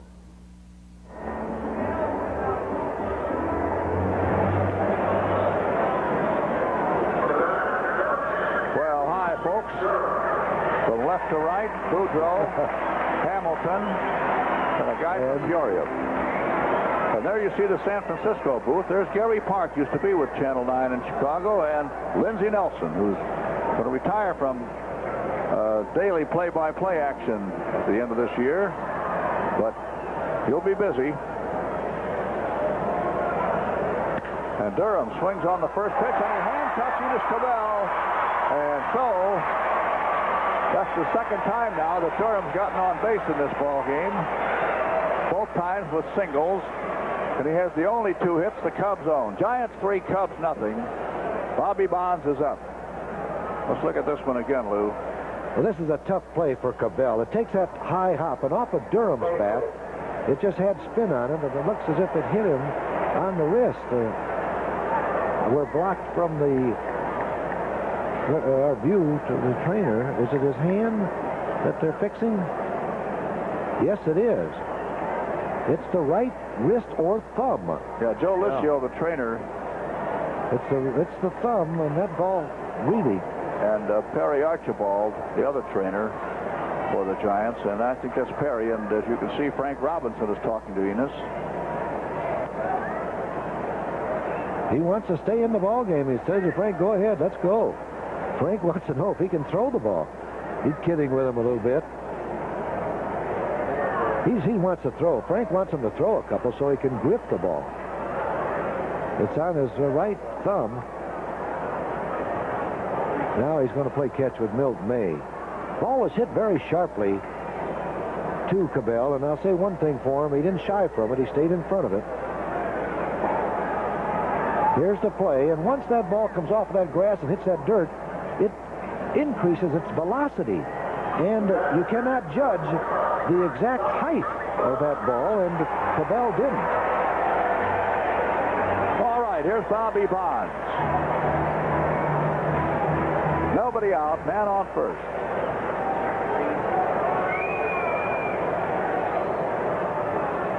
Cubs facing Ed Whitson, who went to the Giants in '79 in that Bill Madlock deal. It's been quite a few days where the Cubs have had 2 or 3 or 4 hits in a row, and we're due for that to have a good inning.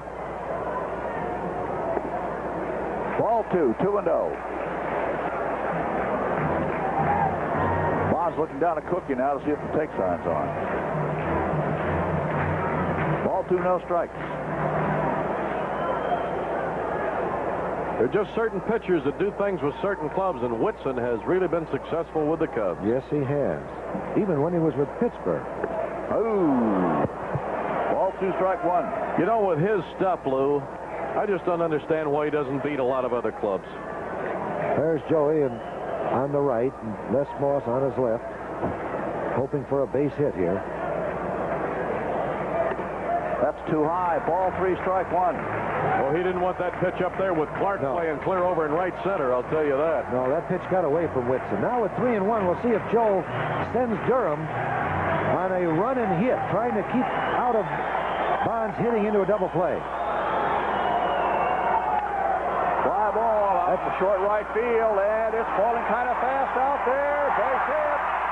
And it skips on past Jack Clark, and everybody's going to take the extra base. Cub runners at second and third. We got a break.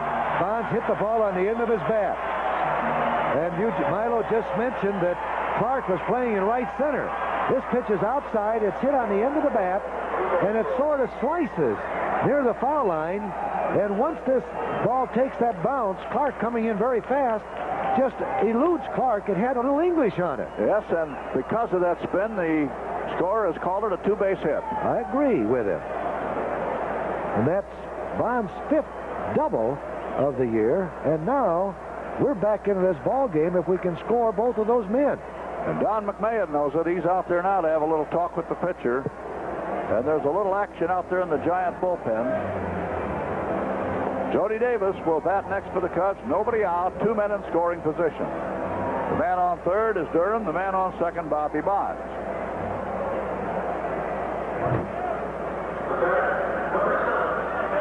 That's Brining, a right-hander, and the left-hander is LaBelle.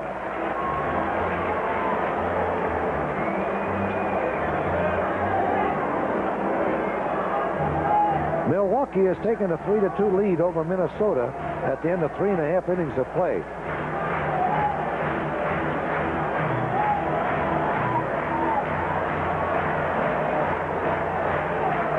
So the outfield will play to the left and fairly deep. Here's Jody. He's been pretty good lately at getting wood on the ball with men on base. Ball 1.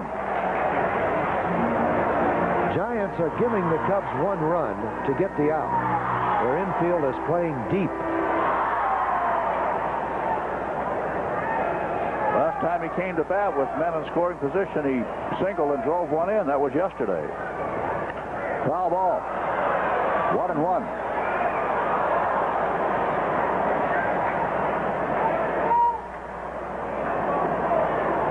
Ball 1, strike 1.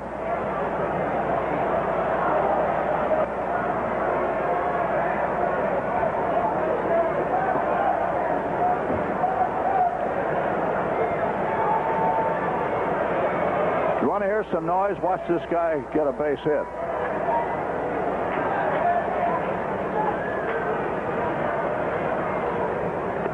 Too high. Ball 2, strike 1.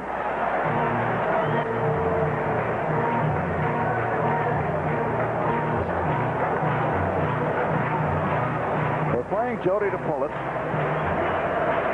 Ball 2, strike 1.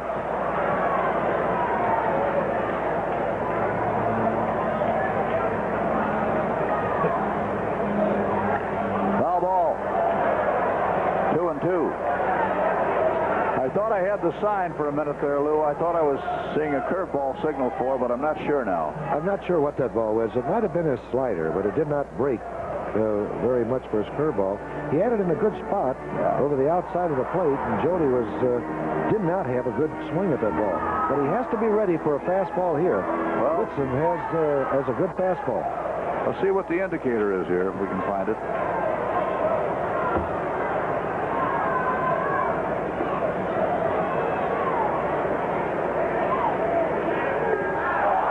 Breaking pitch. Got him. That's the curveball outside. And, of course, with Bobby Bonds bearing down from second base at the sign, they have to have a sign switch perhaps here, because otherwise, having seen a couple of pitches, Bobby can flash it to the batter. He'll pick it up. Here's third baseman Ken Reitz, also a former Giant. Little inside, says Wire. Ball one. Rick Ferrari, Andy Crane chief, sitting in that spot for quite a while.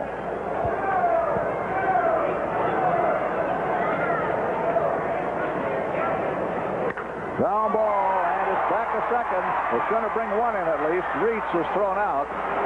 The man on third, Durham, comes across, and Bonds takes third. Well, that's one run. Fine play by Morgan. He had to go behind second base. This ball went right over Whitson's left shoulder, and he wanted to make the play. Fell down. But Morgan made a very fine play behind second, and he knew that Reitz does not go down the line very fast, so he took his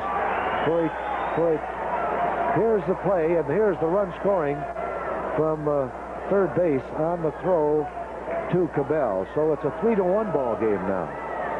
Now DeJesus is at bat with 2 out. Bobby Bonds on third. Score: Giants 3, Cubs 1.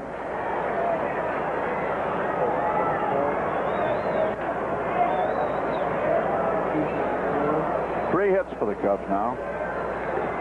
That's a ball. Ball one. Come on, Ivan. Cubs need a hit in this spot, but so does Ivan, more than that. This would pick him up. He's 0 for 8 in this series.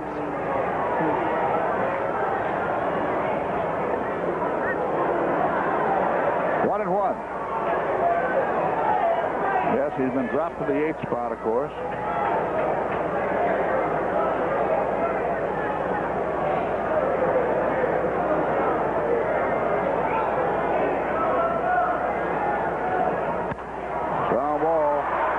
Short, and it's going to bring one in. The ball was juggled by Smith. I think that would have been a base hit anyway. This was a tough decision for the official scorer. You are correct, because Smith had to charge that ball. It was not hit sharply. It just got by the third baseman, Evans. He's the only one that could make the play, in my opinion. And Smith had to make a sensational play. Base hit. It's a base hit and an RBI. It's now 3-2.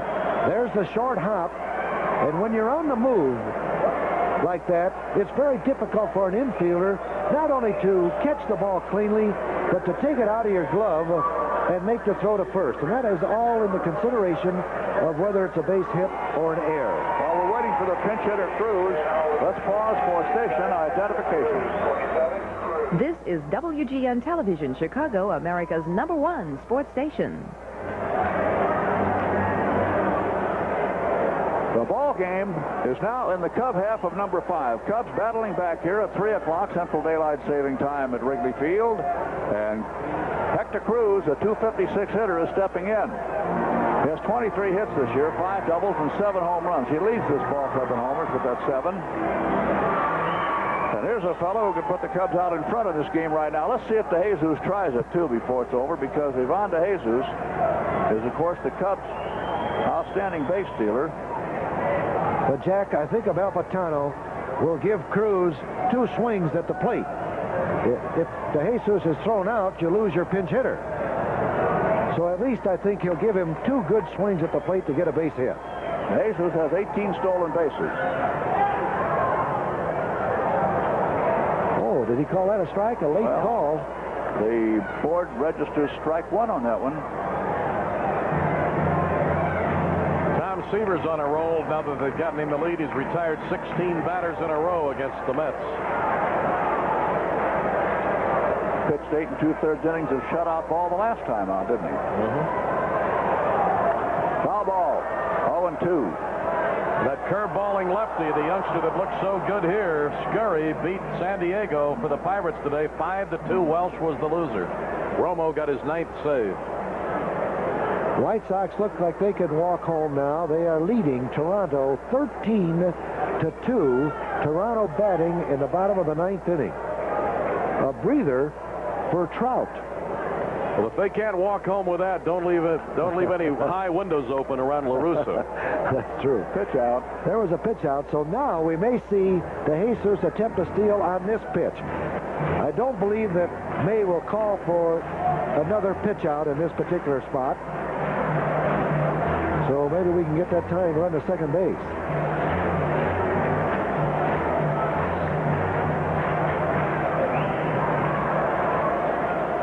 Ball one, strike two. Here we go.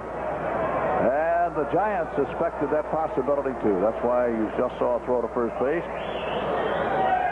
So maybe they might be able to nip them. If they don't do anything else, maybe they can shorten that leadoff. Little conference now. Morgan and the catcher, Milt May, want to talk to Whitson. Now, Morgan's coming in there, the veteran, who takes charge. Very knowledgeable, perhaps is telling Whitson and May, this is the spot that DeJesus may attempt to steal. So if you want to gamble, go ahead and call for another pitch out.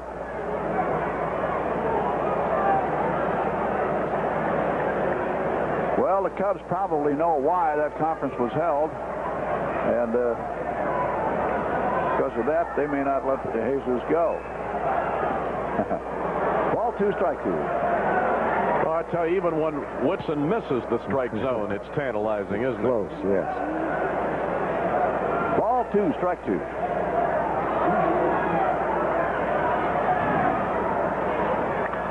There's a high foul ball. Back of first. Out by the bullpen. And it's in and out of Cabell's glove out there. Cubs caught a break on that one. Yeah, great effort by Cabell. This wind is carrying it away from Cabell as the wind is continuing to blow out. And he makes a great stab at this ball, but misses. So Cruz gets another opportunity.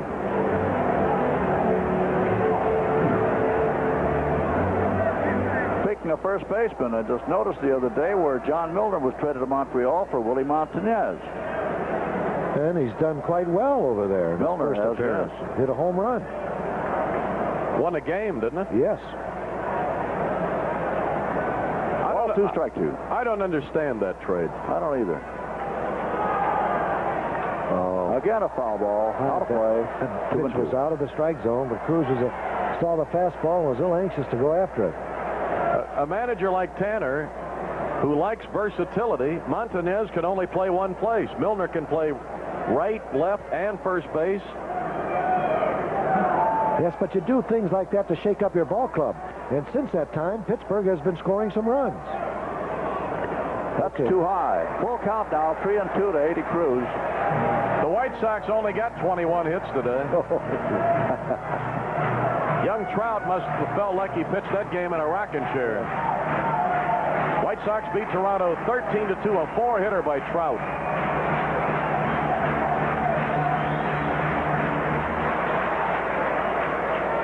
Ball three, strike two. There he goes. And that's ball four. That puts two men on and brings up Steve Henderson.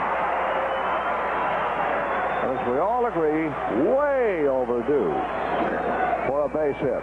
What a spot for it if he could come up with it now. Giants 3, Cubs 2. Here comes Steve. 0 for 10 in this series.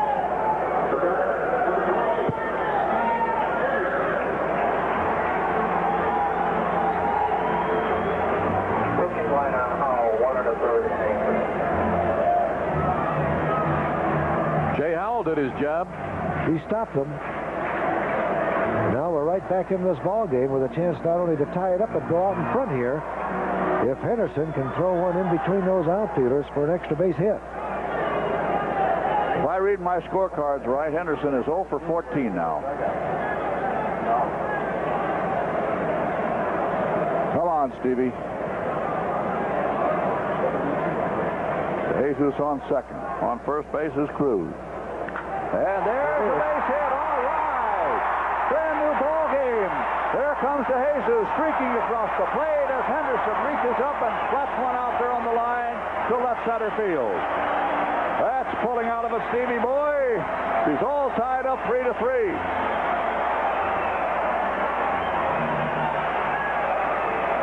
Yeah. There was no doubt about the ball getting past the shortstop because it was well hit. And DeJesus scores easily on the play. Brand new ball game. So Hector Cruz stops at second, and Pat Tabler is up now. 2 on, 2 out. Come on, rookie.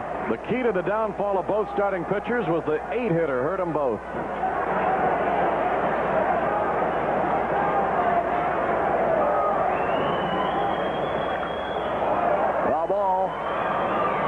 1. If they continue to pitch this kid the way they're pitching, he's going to hit one into right center, gentlemen. I'll predict that. He told me on the leadoff yesterday he can hit him. He has good power to right center and left center. Yes, he does. Like to see him prove it. Right now.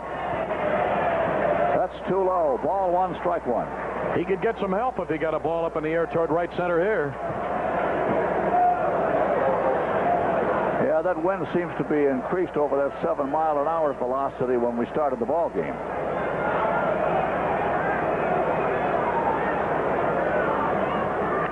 There's a ground ball. Joe Morgan has it. A quick flip to second to Smith covering for the force there on Henderson. And that retires the side. But a brand new ball game as the Cubs come up with 3 runs on 4 hits, no errors, and 2 left.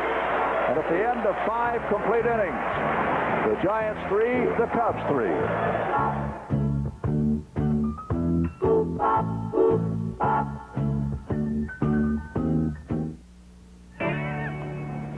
The year-end Toyota rush is on. Time to cook up a deal on a brand new Corolla. Toyota's prices may never be lower on the world's best-selling car line. Saddle up Toyota's lowest price car, the gas-saving front-wheel drive Corolla Tercel. See your Toyota dealer before they're all gone. Oh, what a feeling to feel Toyota. Don't mean to nag you, but... How come so many professionals wear Brute? Because the great smell of Brute makes a guy feel good. And that's important when you've got to take on the world every day. That's why so many professionals also wear Brute 33 antiperspirant spray. It helps keep you dry, and it gives you that long-lasting deodorant protection.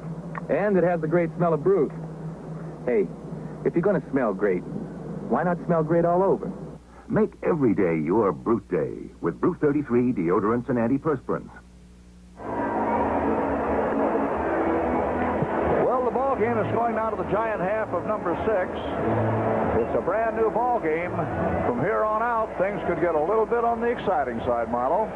Well, we talked yesterday about Bobby Bonds playing for his life and a contract. You've got a pitcher coming on right now who knows that he's got to start making an impression on somebody because this has been a tough year. I have to say amen to that, right? Yes, definitely. That's Willie Hernandez. Hernandez spent most of this year in AAA. He's going to be looking at Milt May, who has bounced to short and lined to right. Smith is on deck. The pitcher is due up third, but they're still loosening a right-hander in their bullpen.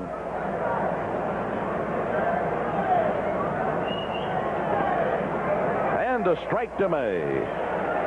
Cardinals 8, Dodgers 4 at the end of 6.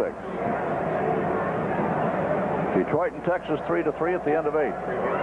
Ripley is loosening in the Giant bullpen.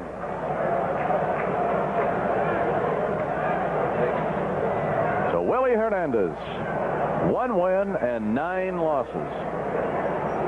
That's last year. Bouncer short, nice big hopper to Jesus, slow man running, and he got it. Goes right with what you talk about, that infielder constantly thinking who it is.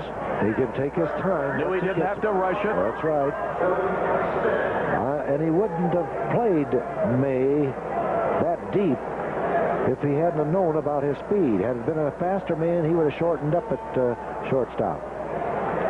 Here is Smith, 1 for 2. He'll turn it around and bat right-handed now. He is 2 for 6 with an RBI in this series. He scored their second run in the 4th inning. At the moment, we are tied 3-3. Giants got 3 in the 4th. The Cubs answered with 3 of their own in the 5th.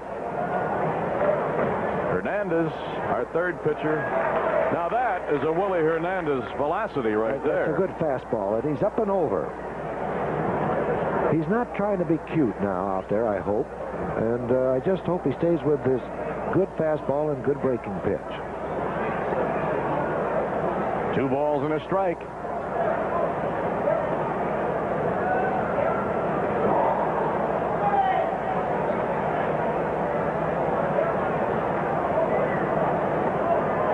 Low with his Swifty that time. Falls behind him 3-1.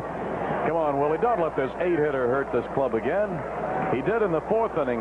After 2 out, he got the hit that really enabled them to go on and have an inning. Started it with a single to right. That's the way. Saw it off. That foul ball hit Jody Davis right in the right shoulder or right arm, and he's in pain. That'll bring Tony Garofalo out. Hit right up, right near the collarbone, didn't it? Yes, that's a very difficult spot for a catcher. I never did realize why ball clubs would not extend protection out over that right shoulder. I know it has some effect on throwing to second base, and that's why the catchers do not like to wear it. He's going to make him flex it a little bit. Maybe he can just work it out. But, boy, that had to sting him. That could be right on that collarbone. And they'll have to watch him carefully also in another inning or so, because when he goes back to that bench, that thing could stiffen up, couldn't it? Yes, that's right.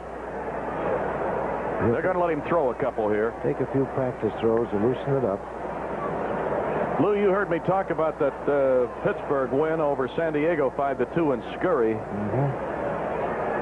Have you seen a better curveball in a young left-hander in a while? No, he's going to be an outstanding superstar, in my opinion. The youngster is a great curveball, and he has poise.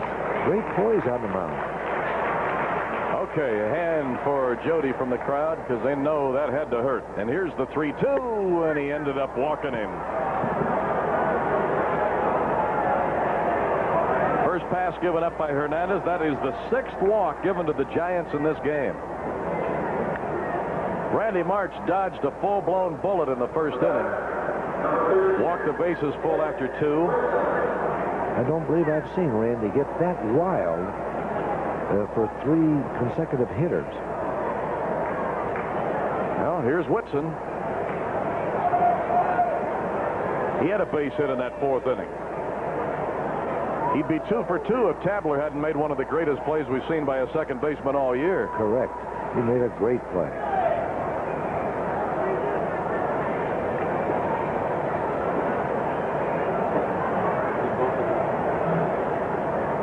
Now Hernandez, after walking the 8-hitter, looks at Whitson. The bunt is on, and Hernandez will have to field it. His play has to go to first base.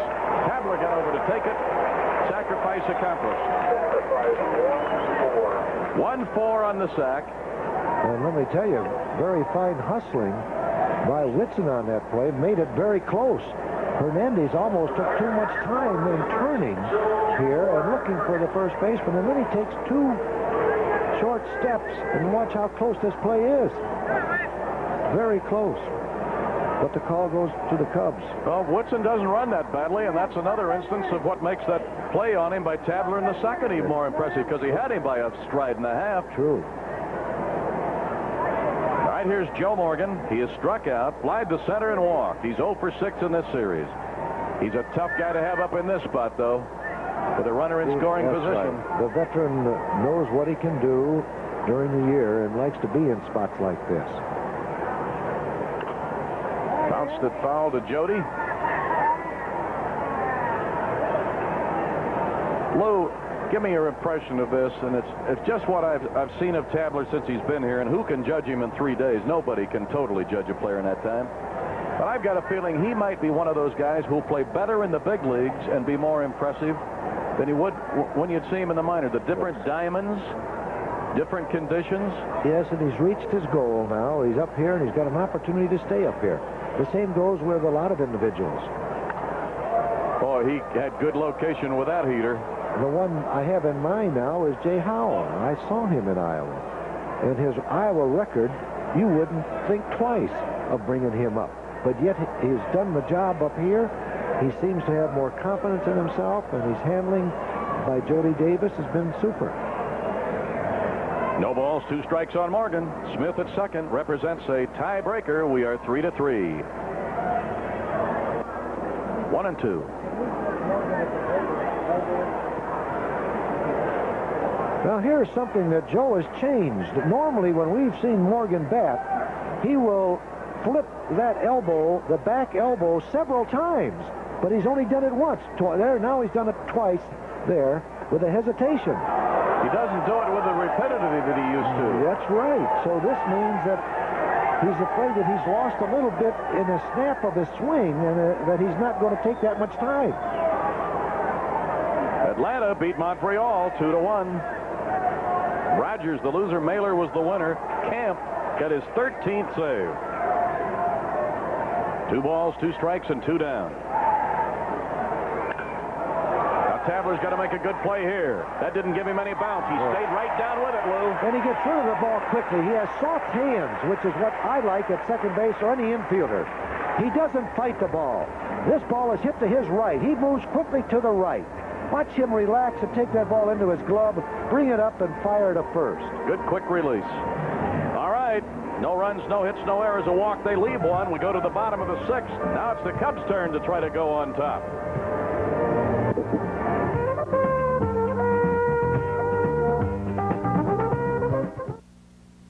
United Airlines announces a dramatic new low fare to the wonders of Hawaii.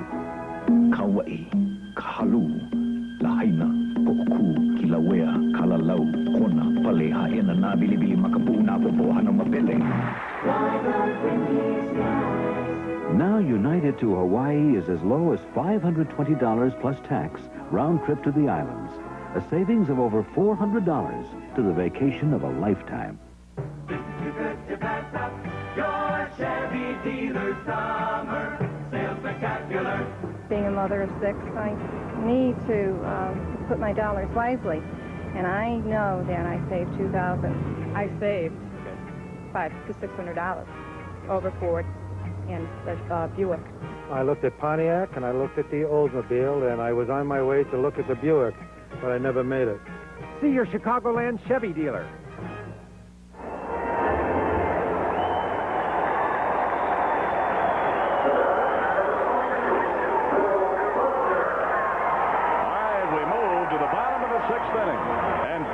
Buckner 0 for 2. He's bounced to second and flied to right. He's got an 8-game hitting streak coming into this action. We need to get Billy Buck back over that 300 mark, good kid. True. When he gets up to that 300, you'll see him move up close to being the leader in that batting average department. So we need to jump right back on Whitson here. Don't let him get a chance to recover. He had a very rocky 5th inning.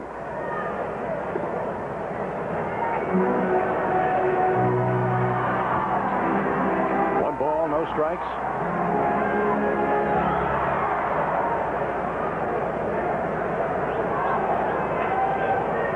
Eddie Whitson's gone all the way against 3 Cub pitchers. Martz, who struggled, Howell, who was effective, and Hernandez. There's a line drive hit into right field. Buckner with a 9-game hitting streak. Hit that one right on the...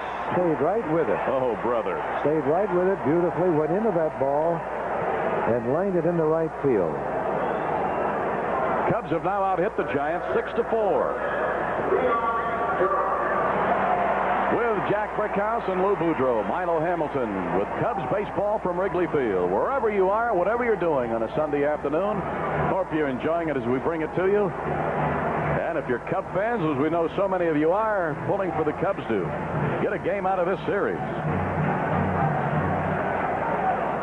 Brining is throwing in the Giant bullpen. He has appeared in each of the first 2 games and warming up now. Second time he's warmed up today. Right here's the big man for the Cubs, Milo. Durham, who can pull that ball. Buckner is on first. If he can pull a ground ball into right field, we'll have an inning underway. Pulled a string on him that time. Durham was not only trying to pull the ball into right field, he wanted to hit it on Sheffield Avenue. Yeah, he really had a rip. Yep. He's had 2 hits today. He's 3 for 10 in this series with 1 run batted in. And with that big swing, I think he's trying to regroup.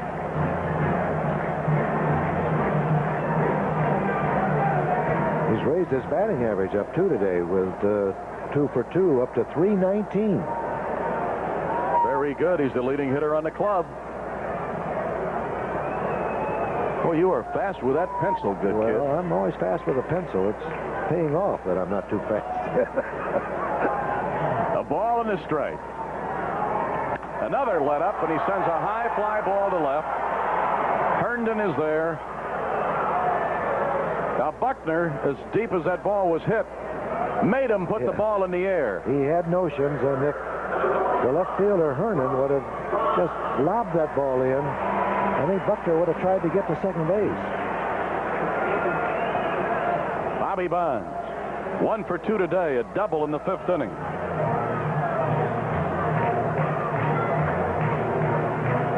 His double set up an inning in that 5th when the Cubs got 3 to tie it. We're still 3-3 with the Cubs batting in the 6th. Hit him on the fist, popped him behind the plate. Milt May looking, now the wind blowing it back. He stays with it and makes the play. Now you see what happened. Now he stayed with it, but you see how that wind was playing tricks and what it did to Jody Davis and Reitz earlier in the game. Yeah, that's true. And we have to give Whitson a lot of credit. He's gone to his curveball here, and he's made Durham fly out to left, and here Bonds got under one, and there's May staying right with that ball as it comes almost being in fair territory. And he started halfway back to the screen on his initial step. Now here's a kid that's due to hit one. Jody Davis has bounced to first, struck out swinging. 0 for 2 today, and Jody is 2 for 7 in this series with 1 run batted in. Buckner first base, and that wasn't his good move, of course. He just let him know he's out there.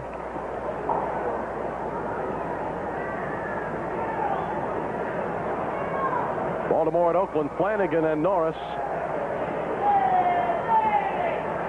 Philadelphia's putting it on the Saints, a final. Ooh, brother. Eagles 36, Saints 7. Romeo must have had a few meetings with this Philadelphia Eagles. Well, Bum will have to get used to that. There are going to be some days like that. 1 ball and no strikes. Glad to see the Bears come to life. They're coming to life at the right time. Evans had a good game. 2 balls, no strikes. Boy, Whitson was sailing for 4 innings. He faced the minimum, thanks to a caught stealing after a leadoff single in the 2nd to Durham. Then in the 5th inning, 8 Cubs batted and 3 of them scored. Ball 3. He's been throwing a lot of pitches now. The Cubs sent 8 men to the plate in the 5th inning to tie up this ball game. So he might be tiring a little bit. This big, strong kid in the batter's box. Oh, I got to give him his head here. Just let him rip it if he wants to. It wasn't in a zone he liked. It's ball 4. And Frank Robinson is on his way. That is only the 2nd pass given up by Eddie Woodson to go with 5 strikeouts. Robinson has already pointed to his bullpen. That's going to be all for Whitson. And we're going to get a look at Fred Brining again, 3rd time in 3 days. Well, Robinson seeing the same thing that I did, that he was tiring. He was falling off to the first base side of the mound after his delivery, and consequently, he lost his control and lost his good fastball. So now, Brining, tall right-hander, coming in to pitch for the Giants with 2 outs. Cubs runners on 1st and 2nd, and he's going to face Reitz. Brining's record, he's won 3 and lost 2. He has an earned run average of 2.1. This is his 30th game. He started 1 game for the Giants, but 29 games have been in relief. He's pitched 47 innings, allowed 37 hits, 15 runs, 11 of them earned. He's walked 26 while striking out 21. He's only allowed 1 home run to be hit off of his servings. He's faced the Cubs 3 times. He's allowed 3 runs in 6 and 2/3 innings. Let me correct that. He hasn't allowed a run. He hasn't allowed a run. He's walked 1 and struck out 2. Now, that's in 6 and 2/3 innings, and only 4 hits he has given up. So he's been doing quite a job against the Cubs. And in the Friday game, he beat us. Yes, got the victory.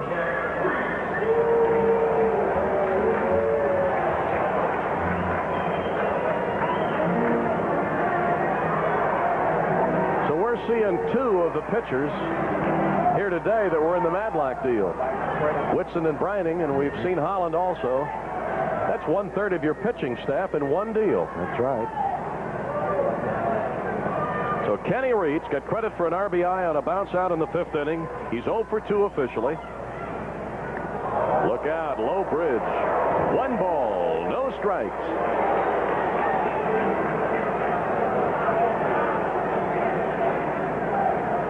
Woodson worked 5 2/3. The runner's on, of course, his responsibility. Buckner second, Davis first. Breaking pitch, started it way inside and caught the corner. 1 ball, 1 strike. Oh, they're having some fireworks at St. Louis. 3, 4, 7 for the Dodgers. 2, 4, 8 for the Cardinals. They've played 6.5. Lined into left center, base hit. Buckner will come home. The Cubs are going in front for the first time today. Jody Davis into third. A big clutch hit from Reitz, and the Cubs are on top 4-3. And boy, we need his bat. If we're going to win this division, this second half of the season, we have to have Reitz's bat. And it looks as if he might be coming out of that slump. Here's a line drive. The pitch was up, but he followed it and lined it right over the shortstop's head into left center. And Buckner started with a crack of the bat with 2 outs, so he scores easily. There's no play on Buckner. And Jody Davis winds up at third base. So Billy Buckner plants that spike shoe on the plate to give us our 4th run, and here's DeJesus. He had a base hit the last time up and drove in a run. Later scored another run. Lined into left field, a base hit. Another run is in the person of Jody Davis. Reitz will go into second. DeJesus finding out how to turn those boo birds into cheerbirds. Yes, indeed. Swinging the bat, making contact, so he's out of his slump now. Here was another curveball that was up about the belt high, and DeJesus just stayed back on that ball beautifully and lined it into left field. Cubs now with a 5-3 lead, and Hernandez was going to bat, but I think Joey wants to put in a pinch hitter to get some more runs. Yep, Mike Lum.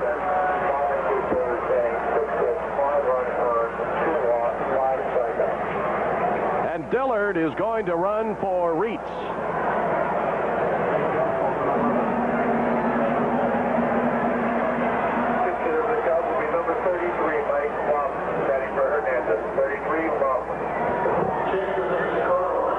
Well, Joey's trying to strike while the iron's hot here, good kid. And can't blame him. We haven't seen many runs cross that plate in the last 2 weeks.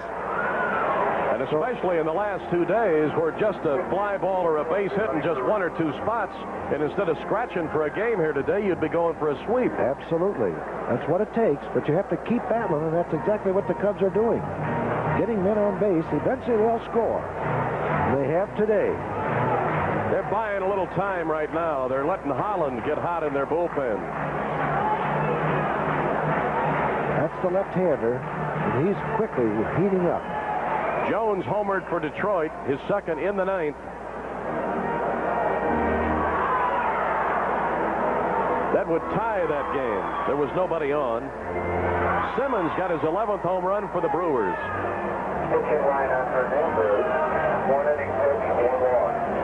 So that'll do wonders for Willie Hernandez's mental outlook, too. He came in and did a job. He held him in a tie game. In fact, those runs belong to Willie Hernandez. Right. Morgan, the veteran, doing his job, taking a lot of time on the mound. Wouldn't surprise me to see Frank come out of the dugout right now, and here he comes. That's what they were doing, and Morgan did his job, and Frank's going to just take his time. Yeah, he's going to let him throw 3 or 4 more pitches. Yeah, he's going to take his time to get to the mound. Prior to this, when he made the change to Brining, he gave the sign immediately before he reached the foul line. But right now, he's not giving any signs. He wants Holland to get heated up quickly.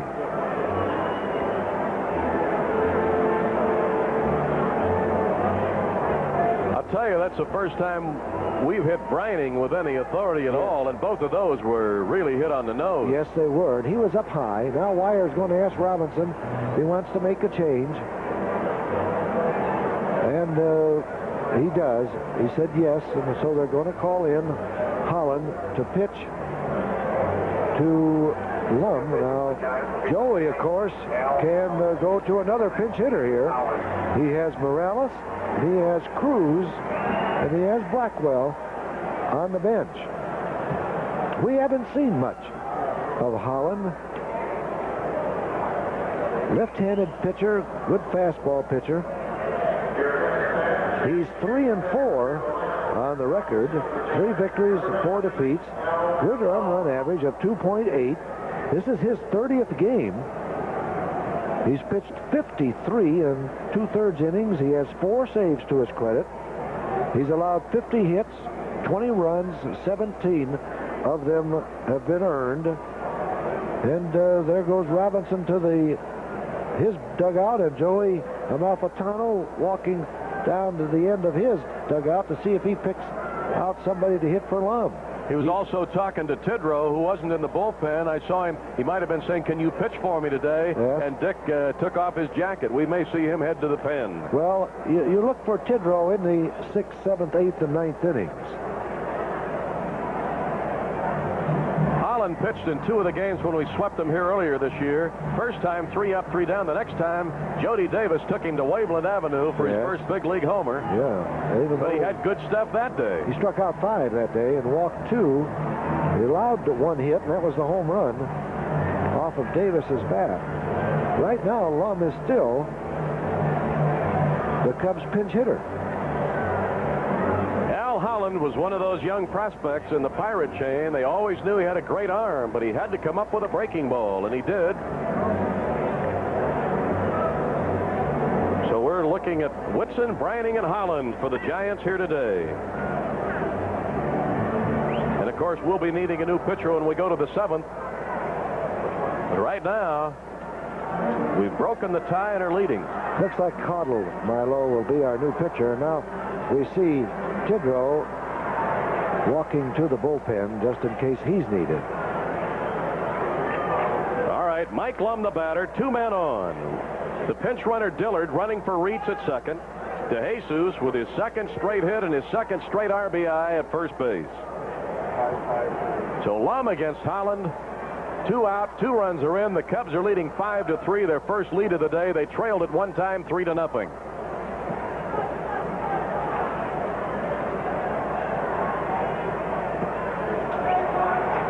One ball, no strikes.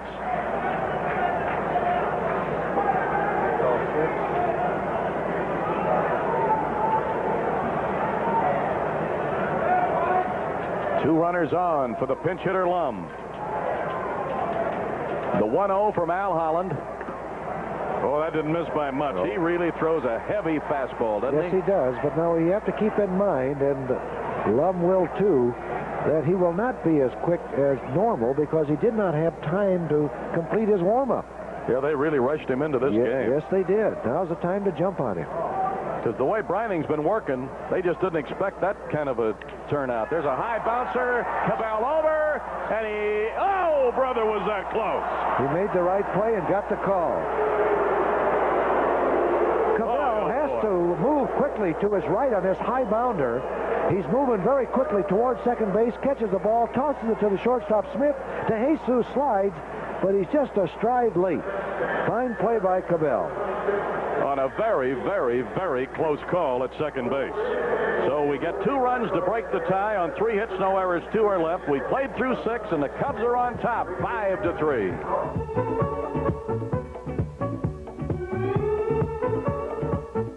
You know, baseball's the same in Japan as it is in America. You play 9 innings. 3 strikes and you're out. And after the game, there's nothing like a beer. And when Numa's in town, I treat him to light beer from Miller because it tastes great. Yeah, I know it's less filling, but we drink it because it tastes great. Listen, Numa, it tastes great. All right, it's less filling. Light beer from Miller. Everything you always wanted in a beer. And Cutting down. It's a solid gold hour of country classics with Dionne Warwick and a grassroots lineup of country superstars. Larry Gatlin and the Gatlin brothers singing All the Gold in California. Mickey Gillies, The Girls All Get Prettier at Closing Time. Johnny Lee's Looking for Love. Charlie Rich Behind Closed Doors. Plus, Roger Miller, Anne Murray, Jim Stafford, Glenn Campbell and Tanya Tucker singing Dream Lover. And Johnny Paycheck's Take This Job and Shove It. Take this hour and love it. It's Solid Gold. Solid Gold, tonight at 11 here on Channel 9.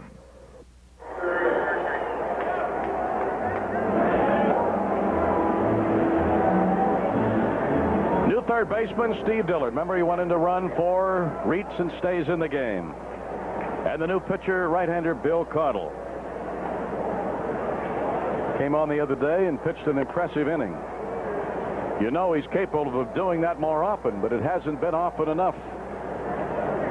So Willie Hernandez gave us an inning when we needed one, kept them right where they were at a tie, and those runs belong to Willie at the moment, and Cabell will be leading it off in the 7th inning. Careful what you say, Milo. We've got ourselves a CBS spy in the booth. Norm Potash, our former assistant sports editor, who's now over working for the Johnny Morrises and the Bruce Roberts of this world, is in the booth. Well, we'll be glad to show him all we can here today. He's sitting in the right chair. Rosie's out for a little hot dog, so he took over.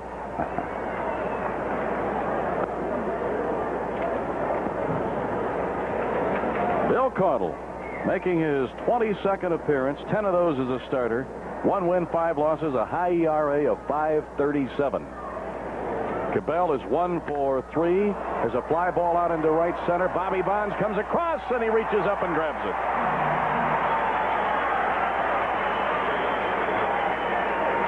That'll bring up Clark. Bonds covered some real estate with that one.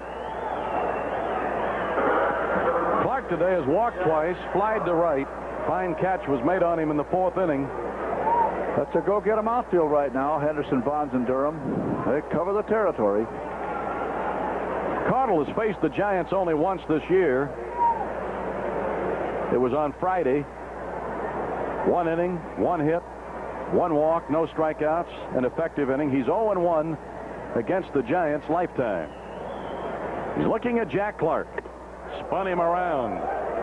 Tidrow is throwing in the bullpen. Giant bullpen is quiet at the moment. Caudle's our 4th pitcher, following March, Howell, and Hernandez. Good pitch. He backed him off a place with a high breaking pitch, and then came back with a good one at the knees and got the call. And the count is even at 1-1.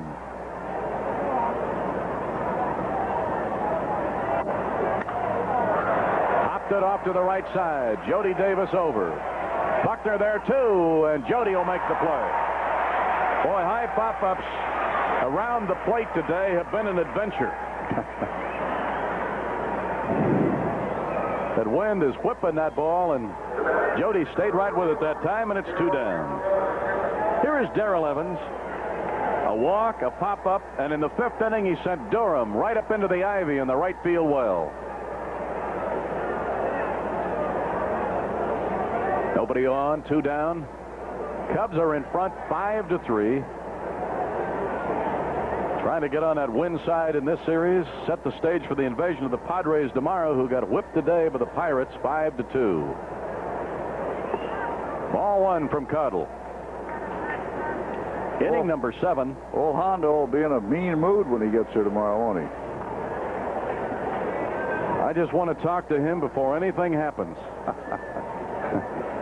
Talking about Frank Howard, of course, the 6'7" manager of the Padres. There's a drive to right. Durham back, and it will be gone up on the catwalk. Evans has flirted with a home run on 3 occasions in this series. This time he was not to be denied. That gives him 11, and it also gives him the Giant club leadership.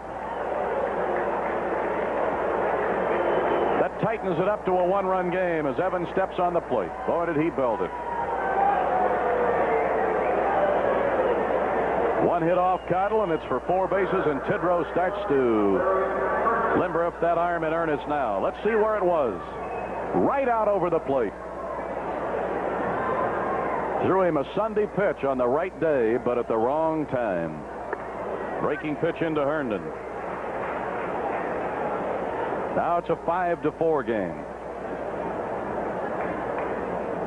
Cubs still in front, but just by the 1 run now. Fouled off. He's got Herndon down in the count 0-2. Herndon tripled in the 4th inning. Gave him a 5-game hitting streak.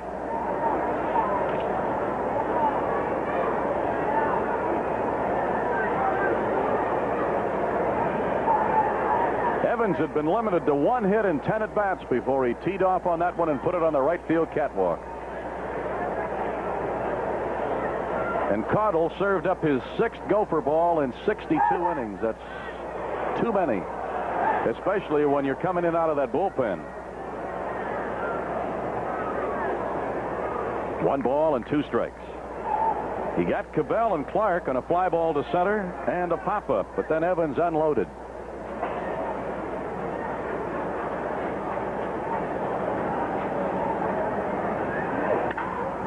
High fly ball.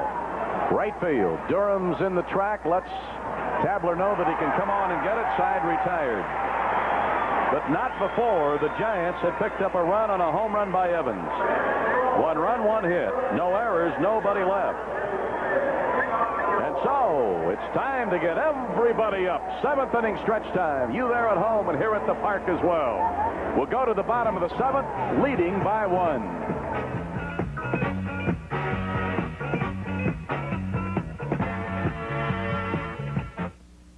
Hey, Chicagoland, look what Union 76 has for you. RC or Diet Right Cola in 2-liter bottles free or at big savings when you stop for gasoline or service.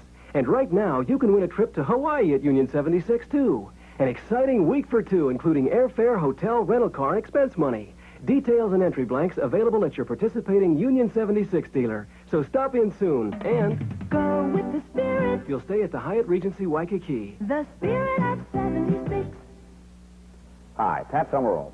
Get book 2 of my 64-page full-color Sports Stars collection free with any $10 purchase at participating True Value hardware stores. And right now, you could celebrate end-of-summer savings with their pre-Labor Day Carnival of Value circular, where you'll find Duro Super Glue 3 for just 88 cents a tube. And this True Test Latex Caulk for just $1.18. This long-wearing Orel paintbrush is just $3.99. And get 4 Value Bright light bulbs for just $1.19 at participating True Value hardware stores and home centers.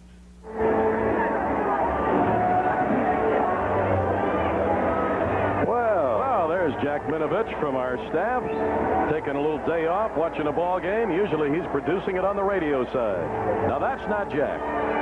No, that's... he's sleeping enough so he could be a producer.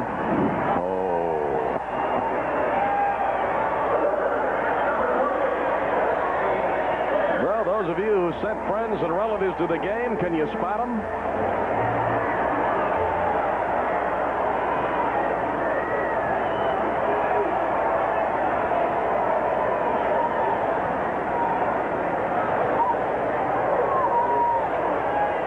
The Cubs, who trailed at one time 3-0, went in front by 2 and find themselves in a 1-run game now, will send up the top of the order against Al Holland. Bottom of the 7th inning, Henderson had a base hit in the 5th and drove in the tying run.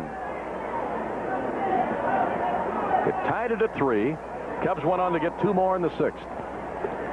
Right down the middle.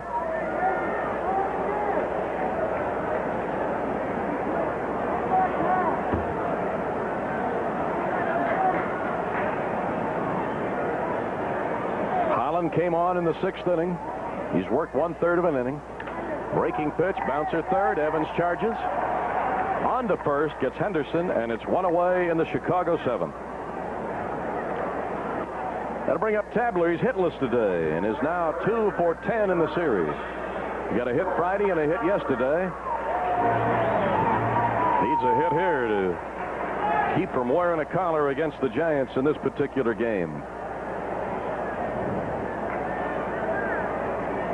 Giants did it and did it, or rather the Tigers did it the hard way, didn't they? Yeah, 2 in the bottom of the 9th to win it 5-4. Foul back by the rookie second baseman. Well, they got a pitching change. Suter's now pitching for the Cardinals in the 8th inning. Dodgers came up with a 3-run 7th. But the Cardinals got 2 of those back. Yeah. So it's 10-7 St. Louis in the 8th inning. A ball and a strike to Tabler. Nobody on base in front of him, one away. 7th inning at Wrigley Field. California 2, Cleveland nothing at the end of 2. 1-1 from Holland. Lined in the right field, a base hit. Gives him a 3-game hitting streak since he's come up. Hit number 1 off Holland and hit number 9 for the Cubs for the afternoon. They have out-hit him 9-5. The Mets in Cincinnati have gone into extra innings. They were tied 2-2 at the end of 9. Hume is now pitching for Cincinnati in the 10th. So a superb performance by Seaver will not wind up finding Tom as the pitcher of record in the ballgame. Milwaukee 7, Minnesota 2 at the end of 6. Here is Bill Buckner, 1 for 3. His hit in the 6th gave him a 9-game hitting streak. Ball 1. The Sting has taken a 1-0 lead at halftime over Seattle down at Comiskey Park in their soccer playoff game. Their second game, by the way, will be Wednesday night, and it'll be the 3rd telecast of the day on Channel 9, our flag station. Quick throw over. As you know, we'll be playing the Padres in the afternoon. The Sox will be at Milwaukee at night, and right after the Sox game, the second game in the soccer playoff from the Kingdome. If you've got it on 9 that day in Chicago, sports will be your bill of fare. 1 ball, no strikes. High fly ball, right field. Clark started back, but then comes in. 2 away. At the end of 8, Yankees 8, Kansas City nothing, and the Goose is now pitching for New York in the 9th, Gossage.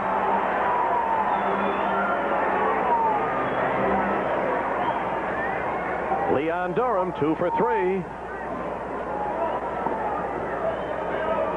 He's had 3 for 11 in the series. His single in the 5th started a 3-run inning. At the moment, the Cubs are in front 5-4. They trail by as many as 3, led by as many as 2. At the moment, it's a 1-run game. Cubs over the Giants. Nice, slow, easy breaking pitch. Strike call. Baltimore failed in the 1st. Oakland's now coming to bat. Minnesota got a run in the 7th inning. Milwaukee at bat leading 7-3 now in the Milwaukee 7th. 0-1.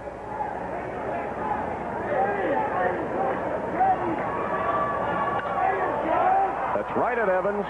He'll go to second. Force play. 5-4. Evans to Morgan. Side retired. No runs, 1 hit. Single by Tabler. No errors, 1 man left. We played through 7. Tough and tight. Cubs 5, Giants 4.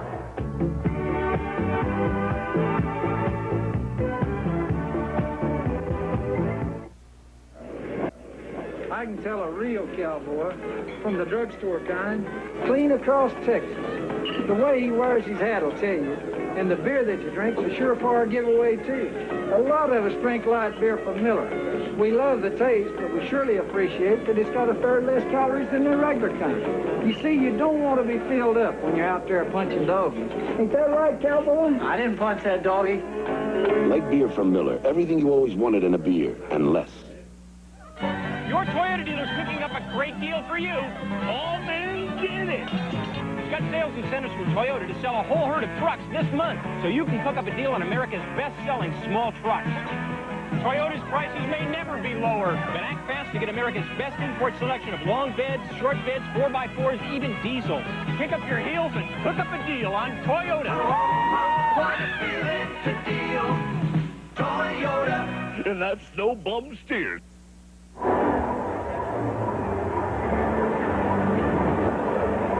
Getting ready to go to the 8th inning. And Bill Connell, who worked the 7th and gave up a gopher ball to Evans, is still on to work the 8th against Leonard, May, and Smith. Well, a one-run lead has been enough in this series up till now, but you have to wonder the way the pattern of this one is developing, whether it'll do the job. There's the Cub photographer, Barney Sterling. Movies have become a very, very important part of baseball now in recent years. Of course, before that, for several years, movies, especially scouting films and training films, have been important in pro football. But pro baseball has taken it on quite a bit, and that's why the Barney Sterlings play an important role in developing a ball club. Sometimes a coach can take a player into the dark room and play a film of his batting style or his pitching style or even his fielding style and point out the little flaws that can't do it any other way. There's a very deep fly way back to left center. Look out for this one. It is in the basket. A home run for Jeff Leonard. We have a brand new ball game, and they're playing long ball with Phil Caudle now. Two of the last three men he has faced have hit home runs. Evans with 2 out in the 7th, and now Leonard leading off the 8th. And that gives Jeff his second home run of the year, and we have a 5-5 game. Ouch. There it is. It made it to the basket. Oh, boy. Okay, let's start the whole game over. Milt May, the catcher, is up.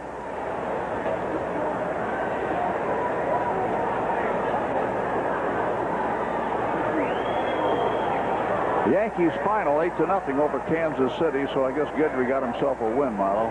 Did he ever? Davis and Gottschalk relieved him, but still nobody scored. And Joey Amalfitano is going to go to Capilla.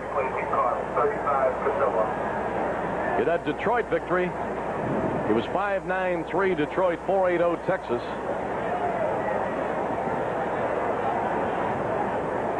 They have won 9 straight, have the Tigers. So Capilla is on. Phil Caudle. Milo, we have some very important groups out here today. The East Suburban Little League from New Haven, Indiana. The First St. Paul Lutheran Church from Chicago. The Shabbat's Lions Club. The Gales Social Club from Galesburg. The Ottawa American Little League, Ottawa, Illinois. Pilot Club from Kewanee has a group.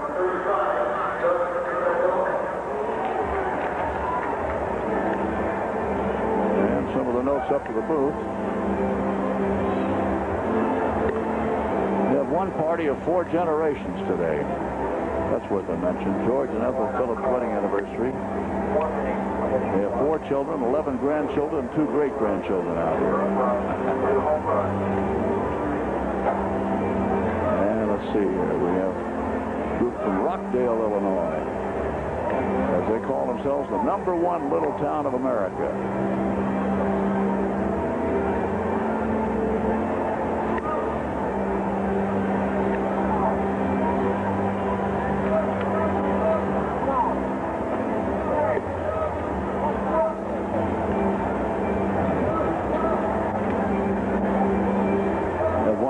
From a 14-year-old youngster who says, I know all about baseball, and would you let me come up and do 1 or 2 innings of commentary? Well, we have done it before, but it's been done on a kind of a contest basis or something like that, and maybe one of these days we'll do it again sometime. Capilla making his 33rd appearance. That's the most on the staff. No wins, no losses, ERA 3.18. Here's Milt May. Nobody on, nobody out. 5-5 game. We're in the San Francisco 8th. Ball 1.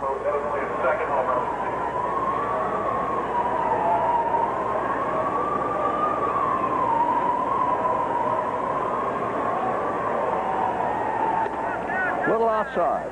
Henderson, Bonds, Durham, and left center and right now for the Cubs.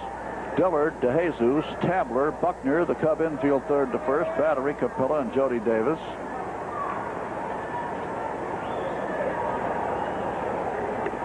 That That's outside. Capilla having trouble finding that plate. Dub Capillo throws a screwball to right-handers.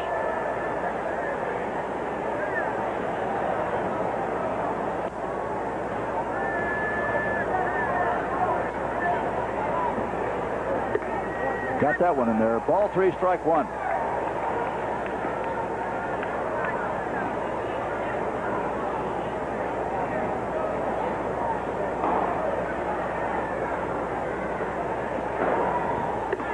Strike 2, it's a full count. You know, Capilla actually, Milo, is the kind of a ball player you'd like to see given the physique of some of the other big stars, because I have a feeling with his heart, he'd do a lot with it. Yeah, he's a little bulldog. Ground ball. Jesus gobbles it up. Here's that throw, and that's out number 1. Brings up shortstop Billy Smith.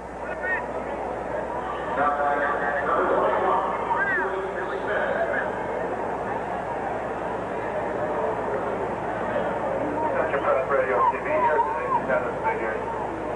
Machine 14,737, 14737. Total in the house 15,237, 15237. Billy Smith up. Get that attendance figure, Milo. 15,237 total, of which 14,737 paid.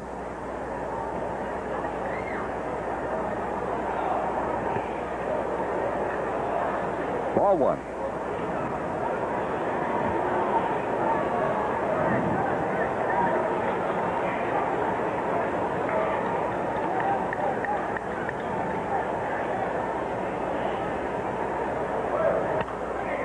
Pop up, off back of first base. Boom. Base hit. One of those spinning pop-ups just out of reach of Tabler and Buckner. So Smith is on with a hit. That brings up home. Well, they're going back to the bench. Because they've had Lavelle throwing for quite a while. Wolford, yes. He came up with the big hit day before yesterday. Number 1, Jim Wolford, batting for the pitcher.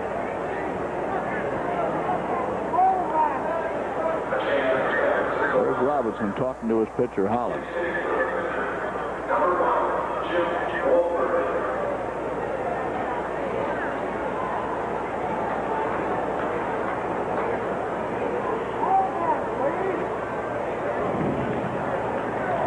Wonder what they're talking about. Al might not want to come out of the game. I don't know.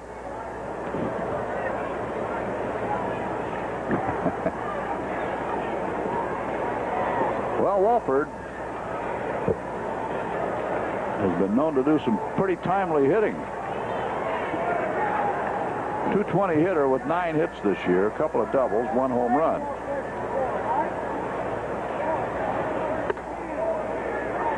And he will probably look at a screwball.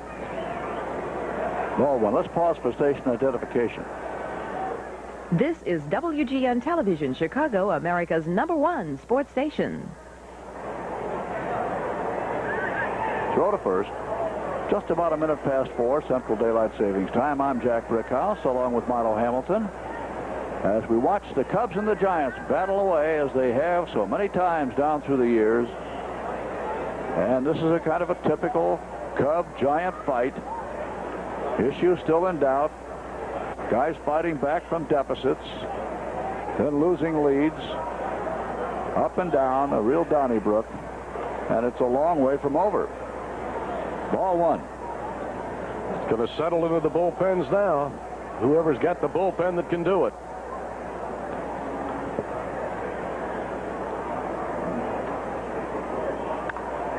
Very high foul ball. Out of play. Ball 1, strike 1. Pitching right on Palmer, 1 in the third inning, 1 hit.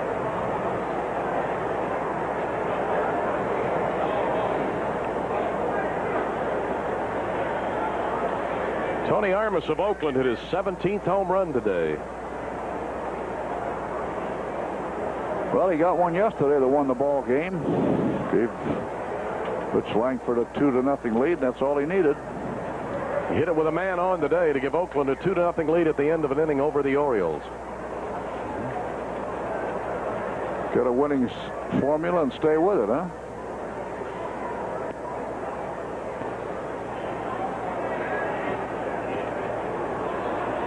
Ball one, strike one. And, of course, the Cubs watching Billy Smith at first base like a hawk. 1 out. Cubs have out-hit the Giants 9-7.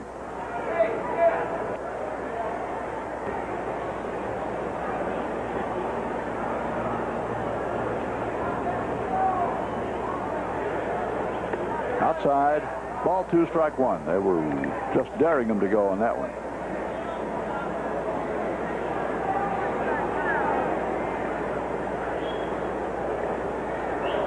First baseman Buckner.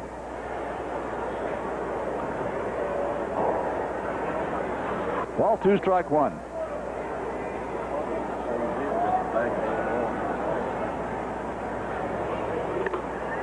Misses again. Ball 3, strike 1.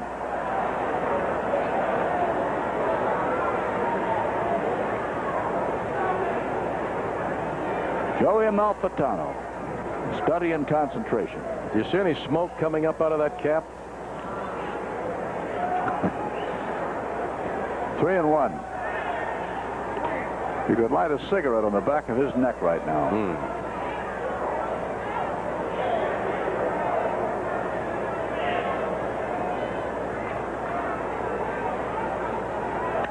There's a ground ball. Let's get to DeJesus. To Tadler, to Buckner, and they got their double play. Number 69 of the year. The Cubs are out of the inning. All right. Very good. The old 643 special. Smith forced. Wolford doubled up. 1 run, a leadoff home run by Leonard. 2 hits, no errors, nobody left. We're going out of the bottom of the 8th. Let's take the lead here. Score 5-5.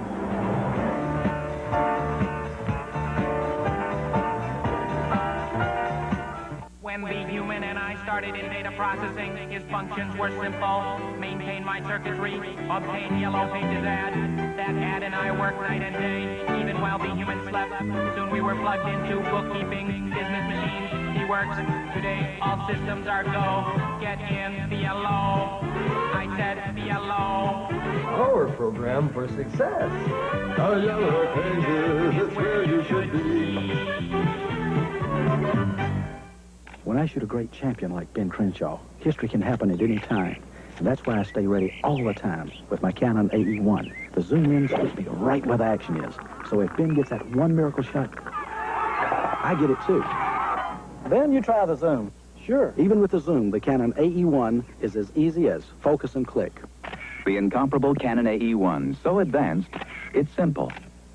Canon, the official camera of the Chicago Cubs. Join all the Cubs at the Cubs Care Benefit Dinner scheduled at the Radisson September 13th. It's a fun night and proceeds go to cancer programs at Northwestern Memorial Hospital. Each player hosts a table. That's Cubs Care Benefit September 13th.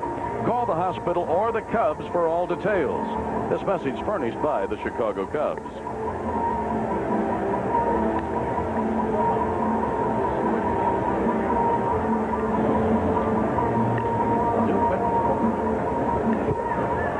Pitcher is Lavelle.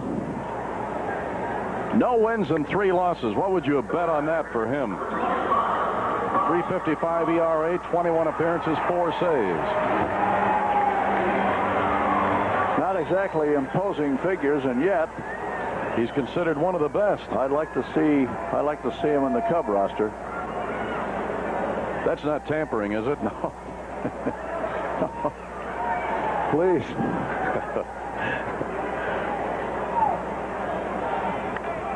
And I'm not quoting anybody in the Cubs organization as saying that either. Strike 1.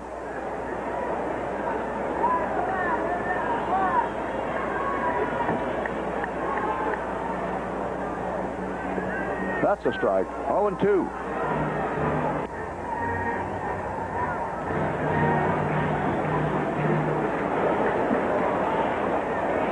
Well, the Cardinals manhandle Los Angeles 11-7, one of those good old-fashioned Pier 6 brawls, and there is strike 3 to Bobby Bonds. That brings up the catcher, Jody Davis. Cardinals 11, the Dodgers 7.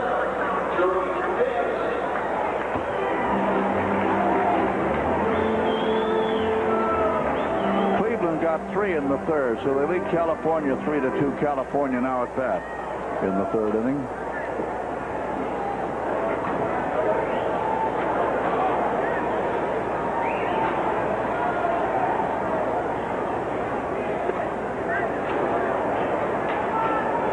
Well, the Mets put one over in the 10th inning and won that ball game from Cincinnati. They squeaked by 3-2.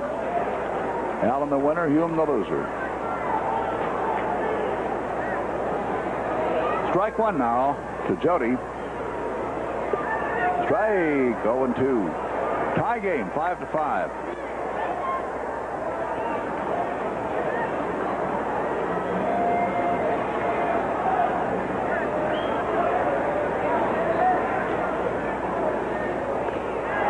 Got him. 2 batters, 2 strikeouts facing Lavelle in the 8th. That brings up Mr. Dillard batting for the first time. Steve got in as a pinch runner for Kenny Reitz in the 6th inning, stayed on to play.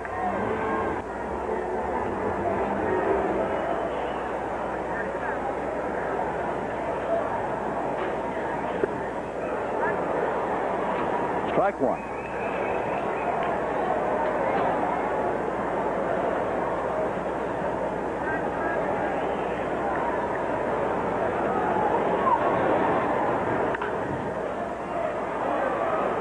And 2 now on the foul.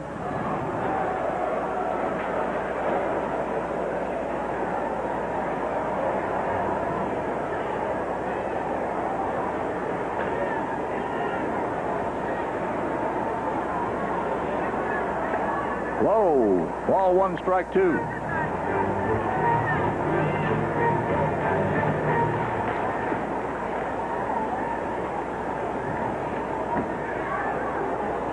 Foul ball again. Still strike 2. Steve Dillard. That one stung a little. 226 hitter. Altogether he has 24 base hits, 7 doubles, a triple, and 1 home run.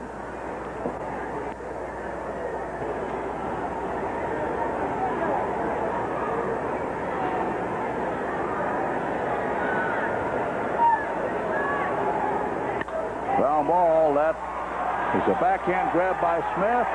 Out at first on a very, very fine play by Billy Smith. Had to go deep in the hole and then make a throw. A deep throw with something on it. This is not an easy play. No runs, no hits, no errors, nobody left. And so at the end of 8, score the ball game. San Francisco 5, the Chicago Cubs 5. On you, hay burner!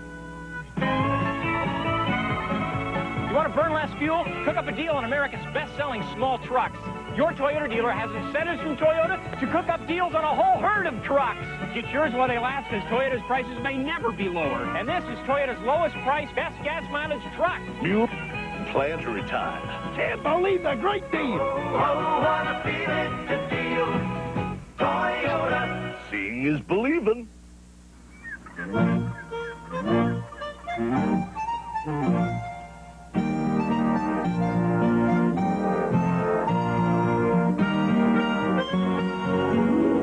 A little Old Spice has a lot of rewards.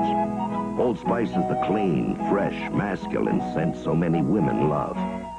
So even if you love only one woman, you'll love Old Spice, the man's scent so many women love.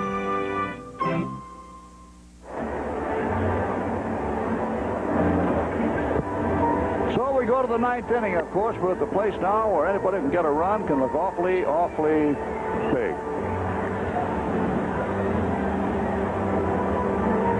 And the Giants will have the top of their order. Morgan, Cabell, and Clark against Capilla. Then in the Cub 9th, I notice here, it's going to be the 8, 9, and 1 hitters. So we'll see some pinch hitting for the Cubs, I'm sure. All right, right, ready to go is Morgan, who is 0 for 3 today and is 0 for 7 in this series. He's been on base once today. 4th inning, got a base on balls from Randy Martz. Martz started. Howell and Hernandez were effective out of the bullpen. Caudle was not. Capella so far has been, thanks to a double play ball in the 8th. And we need the little lefty to have a tough 9th here. And starts it off, but Morgan calls time before Capella can throw a pitch. Tidrow is already throwing in the Cub bullpen. High foul out of play as Jody took a look, but that was well back. Up on the screen, in the middle of it, and it's strike 1.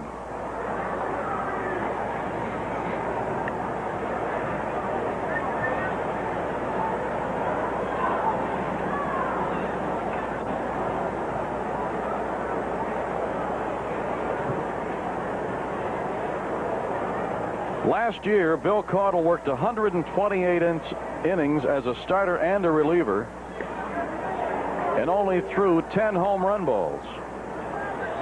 That's one about every 13 innings. This year, in 62 innings, he's already thrown 7. And 2 of them today hurt because it enabled the Giants to get back in the game.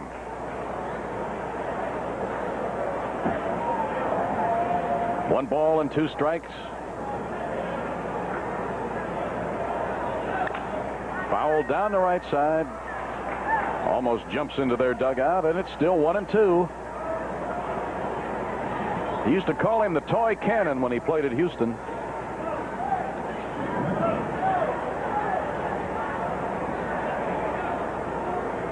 Although it was when he went to Cincinnati that he really turned himself around. He became a much more complete ball player. And a lot of people, there's a liner, look out down the right side. A lot of people will tell you that he's one of the big reasons Cincinnati had all those great years in the 70s.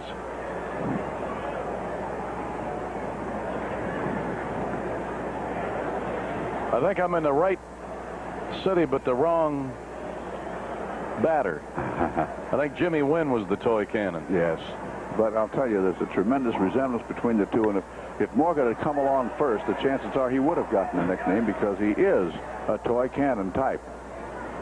Got power for a little power. body. Absolutely. Renicky, speaking of power, just homered for Baltimore in the 2nd with 1 on. That's his first of the year, and it ties Oakland at 2-2 with Oakland now at bat in the 2nd.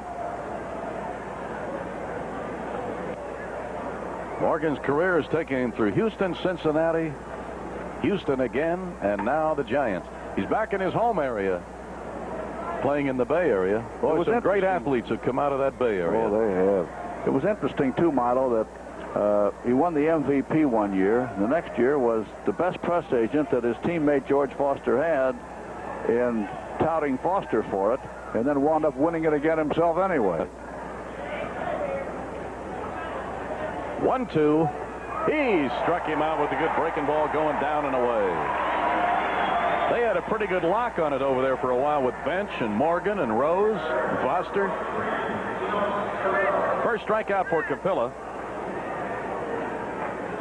That is only the 3rd strikeout against the Giants in this game. Here is Enos Cabell. 1 hit. It was a big one. 4th inning, a 2-run single. At the time, it put them into a 3-0 lead. Since then, it was tied at 3. Then it was 5-3 Cubs. It's now tied again at 5. 1 ball and no strikes. New York shut out Kansas City 8-0. The White Sox romped up on Toronto 13-2. Detroit got 2 in the 9th and beat Texas 5-4. And they got a big scoring game at Milwaukee also. Ball. Right now it's Milwaukee 7-5 for the Twins. St. Louis outlasted the Dodgers 11-7. There's something in the air today, Jack, with all those runs scoring. Pittsburgh beat the Padres 5-2. New York got a run in the 10th and edged Cincinnati 3-2. A great effort by Seaver wasted for the Reds today. Atlanta beat Montreal 2-1. Fouled up the screen. Cabell batting with nobody on and 1 away. Jack Clark due up next. Suter got his 15th save in that ball game. Welch the loser, Shirley the winner.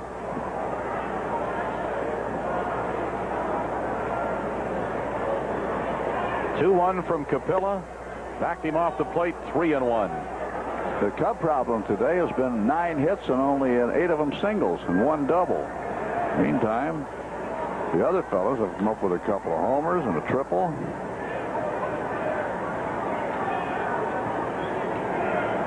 Cabell making Capilla wait a while. The Cubs have been using the left jab, and the Giants have been using the uppercut. Took a strike, and it's a full count. Cabell has already started toward first base. But Lee Wire, and in this case the only one who really counts, says So let's see how they both handle the payoff here.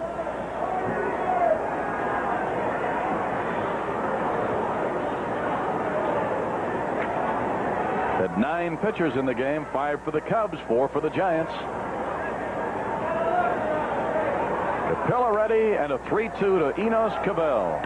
High bouncer right back. The little guy will take it and throw him out. A high bouncer right to the top of the mound. So Cabell is out, and it'll bring up Clark. Jack Clark today has gotten on twice, but each time with a walk. In the 4th inning, flied to right. 7th inning, popped up to Jody Davis in foul territory. So he is now 4 for 9 in the series. 2 of those 4 out of the park and 3 RBIs. 1 ball and no strikes. Evans, who homered in the 7th, is due up next. 1-0. High outside, 2 balls, no strikes. Nobody on, 2 away. Top of the order for the Giants. A dangerous 3-hitter, Jack Clark, with a 2-0 count. Don't serve anything fat to this guy.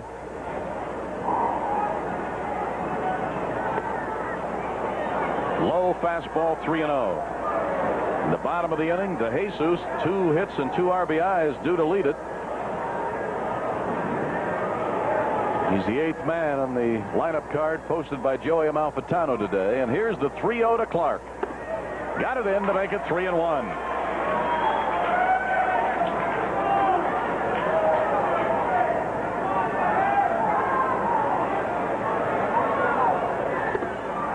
Walked him. A 2-out walk to Clark. 3rd time he's walked today.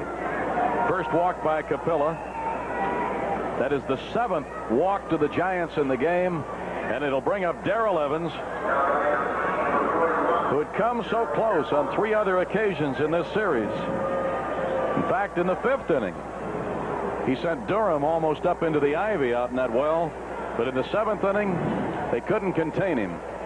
He hit it up on the right field catwalk. Minton now, who saved the first 2 games in this series for the Giants, is loosening in their bullpen. Tidrow continues to throw for the Cubs, and Capilla, working in the center of the diamond, sends the runner Clark back on his tummy, and there's still no count to Darrell Evans. Evans has walked, popped to 3rd, flied deep to right, and homered.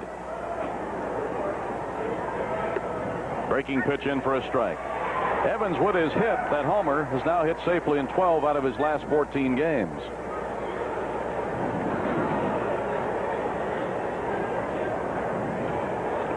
Yount homered for Milwaukee in the 8th with nobody on. It's his 7th, and now there's a pitching change.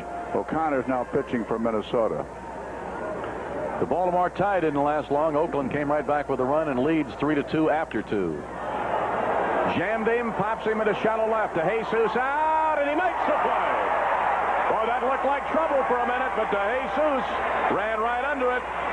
He just made a very fine play in a ticklish situation and gets Capilla out of a jam. No runs, no hits, no errors, a walk. They leave 1. We'll go to the bottom of the 9th. Here we are again in another 9th inning situation where you got to have something to win it. Today we're tied at 5.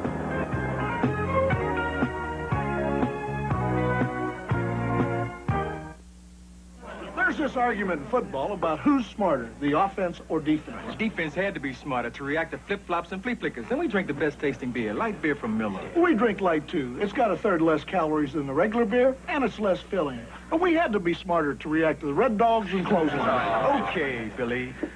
The flanker does a down and out, the weak side linebacker blitzes. What's the nose guard do, huh? Huh? I don't know. Defense rests. Like beer from Miller. Everything you always wanted in a beer, and less. This man has eaten more pasta, stretched more muscles, kissed more babies, and has had more people mess up his hair than was thought humanly possible. Why me? He's Gary Collins, and he does it all just for you. Spend an hour on yourself with Gary on Our Magazine. I like doing this show. He'll make every hour count for you. Our Magazine, weekday mornings at 10 here on Channel 9.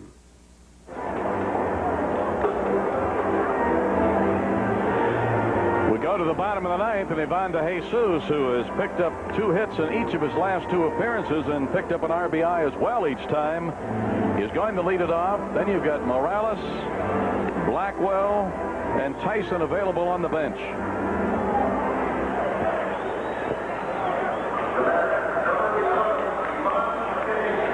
When DeJesus got his hit in the 5th inning, he was 0 for 7 in this series. But he drove in run number 2 in the 5th and scored the tying run at 3. In the 6th inning, he singled and drove in run number 5. So here's DeJesus facing Lavelle, who in the 8th inning had a 3-up, 3-down inning, including striking out 2 right-hand batters. Showed bunt, took it for a ball. Well, you can tell Monk is back in managing. They just had a bench-clearing altercation between the 2 teams in California. Don Baylor was the only player ejected, though. That's a strike, and it's 1-1. Cleveland and California. Whitson started for the Giants. Brining in the 6th. He was no puzzle today. Holland in the 6th. Lavelle in the 8th, working in his 2nd inning. Falls behind the Cubs shortstop. 2 balls and 1 strike. Ivan DeJesus. Need to get him on. See if he can make something happen against Lavelle. 5-5 tie. The Cubs about hit him 9-7. Fouled off. That'll level it at 2-2.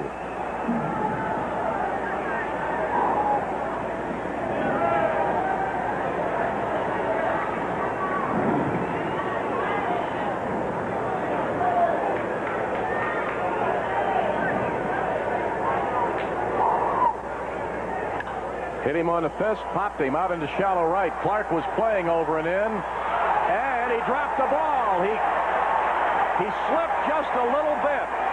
Now, even though he was playing DeJesus perfectly, when he came over, you could see some indecision. And his feet just didn't hold for him. Now, watch this. Looks like he's going to have it all the way here. He just couldn't get it in his glove. I think that hazy sun may have hurt him a little, too.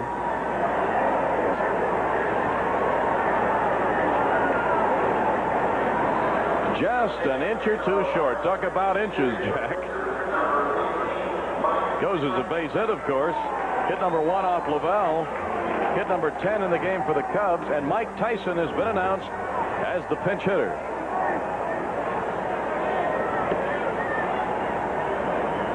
We've used Cruz and Lum. Cruz walked. Lum hit into a force play. And now it's Mike Tyson.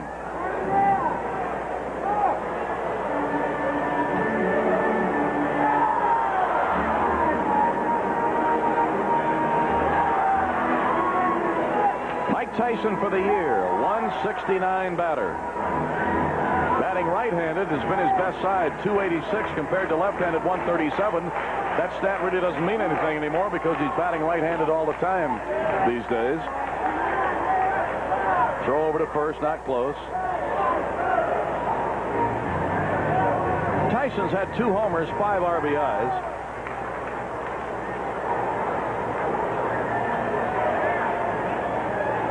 Goes over that way again. Remember, you got a fine base runner, DeJesus, at first base. Tyson had started a couple of games in the Dodgers series, but Tabler arrived on the scene Friday, so Tyson has not played in this series.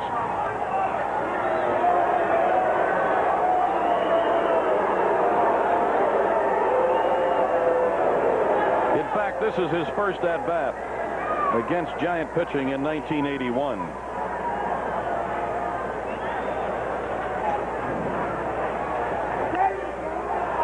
Fouled off on the bunt. May tried to dive for it, dropped too quickly for him. We got a real break that time in the fact that Lavelle came to the plate and did not go to first base because DeJesus was really leaning.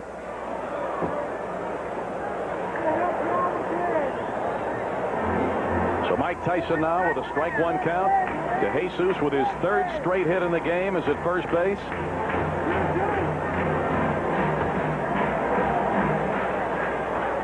And Lavelle, he'll take a good look at DeJesus this time, I'm sure.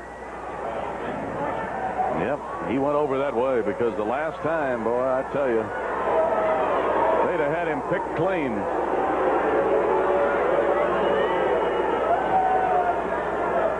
Boy, you got to stay loose here. Goes over that way again. And a Sunday crowd at Wrigley Field of over 15,000 hooting and hollering here. They want to see the Cubs pull one out. They trail by 3. They led by 2. At the moment, they're tied at 5 in the bottom of the 9th. Trying to pick and claw their way through a victory here and salvage it. Nope. He was leaning again. There's the bunt. Lavelle out. He looked, has no play at second, throws to Morgan. They get Tyson, but the sacrifice accomplished. Score it 1-4.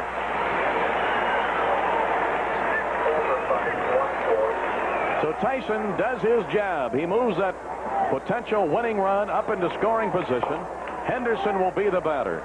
Henderson is 1 for 4. He had an RBI single in the 5th inning. At that time, it tied the game at 3.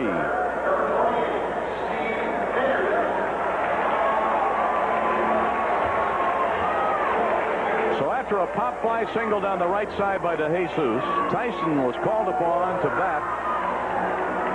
Came up with a sacrifice. And now here is Henderson. That one hit with the run bat, they're going to put him on. He won't get a swing here. They're putting him on with Tabler on deck. This will be the first walk given up by Lavelle. It'll only be the 3rd Cub to walk in the game and the first of those 3 to be intentional.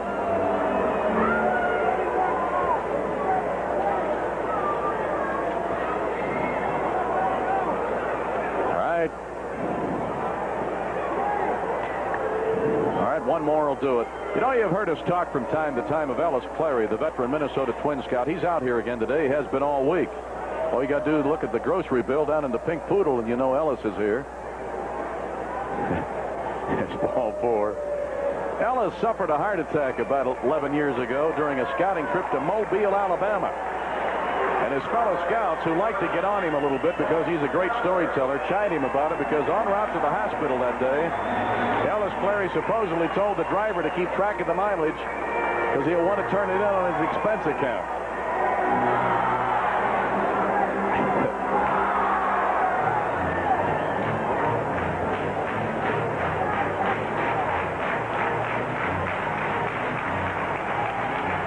That was one where he went to see his grandson play, and another scout went with him, and the grandson struck out, and the other scout said it was hereditary. All right, here's Tabler. 2 on, 1 out. Took a sharp breaking pitch at the hands for a called strike. Tabler had a base hit in the 7th inning, lined one into right field. He's had 3 hits in the series in 11 at-bats. None could be bigger than one right here. There's the guy you need to get home, DeJesus, who got his stroke down today with 3 hits and 2 RBIs. Henderson's at first. 1 out. Tabler waiting on Lavelle. 1 ball and 1 strike. Well, here you've got the matching of a fine veteran left-hand reliever against a rookie right-hand batting second baseman. Lavelle against Tabler.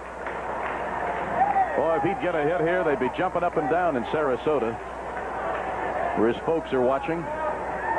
1-1. Fly ball, right center. Leonard back. Leonard there. DeJesus will tag. He'll come over to third. So the winning run is 90 feet away, but it'll take something big now because there are 2 away. And Bill Buck Buckner. With runners on the corners and 2 down as Joey Amalfitano steps up to get a better look.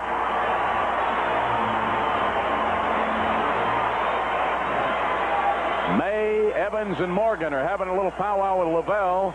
And as they do that, Frank Robinson is on his way. It is not to make any kind of a change here. There wouldn't be any thought of it because you've got the left-hander in the game you want, meaning the Giants. And left-hand batting Bill Buckner is due up.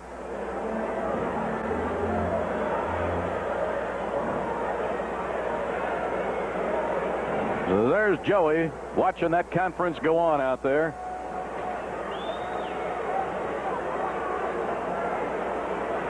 He might be giving him a choice as to whether he wants to look at Buckner or Durham.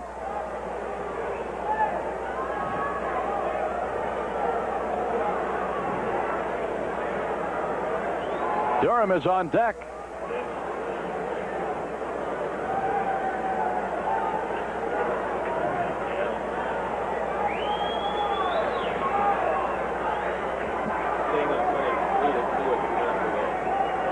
With a minute to go at Comiskey Park, the Sting is winning 3-2. But boy, the way some of those Sting games have been lately, that minute could seem long. All right, they're going to pitch to Buckner. DeJesus, 90 feet away. It's up to Buckner to get him home. 1 ball, no strikes.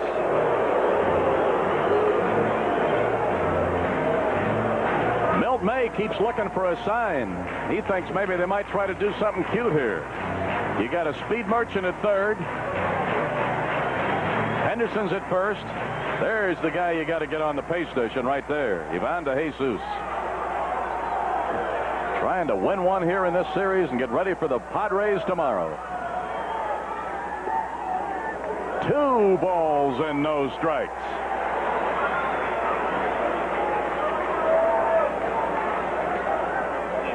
It's over. The Sting wins their first leg in the soccer playoffs. They beat Seattle 3-2. Game 2 Wednesday night. It'll be shown on Channel 9 in Chicago, our Chicago flag station. The reason I reiterate that today because we have some of our baseball network stations with us. It'll be after the Sox game Wednesday night. Here's the 2-0 to Buckner. And a strike. It's 2-1. The Giants won the first 2 games, both 1-run verdicts. Cubs had chances to win them both. Boy, if they're due to get a hit when it counts, it is now and right here. 2 balls, 1 strike. DeJesus, Henderson. And now the confrontation, Lavelle against Buckner. 3 balls and 1 strike. And the way it's going here now, I still go back to that conference that when Frank Robinson went out there, he might have said, go ahead and pitch to Buckner, but don't give him anything he can hit. In other words, he's almost giving him a choice between a cagey old veteran like Buckner and a youngster like Durham. All right, 3-1 to Billy Buckner. He almost threw it away. Bases are loaded.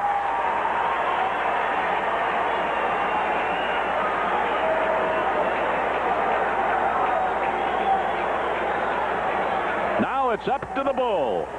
Leon Durham will bat with a teammate on every base. 2 away, bottom of the 9th. He's had 2 hits today. He's 3 for 12 in the series. Baltimore just got a 2-run homer out of Singleton, his 11th. And in a seesaw game at Oakland, Baltimore now leads Oakland 4-3 after 2.5. But to the case in point, it's right here at Wrigley Field. Leon Durham facing Gary Lavelle. DeJesus at third. He's the only one who counts, even though the bases are loaded. Lavelle's going to go to a full windup against Durham. Ball 1. This crowd is ready to erupt here.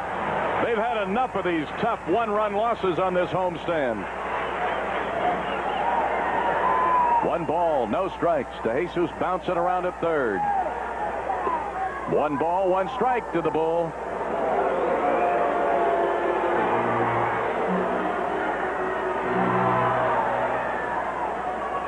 A ball and a strike.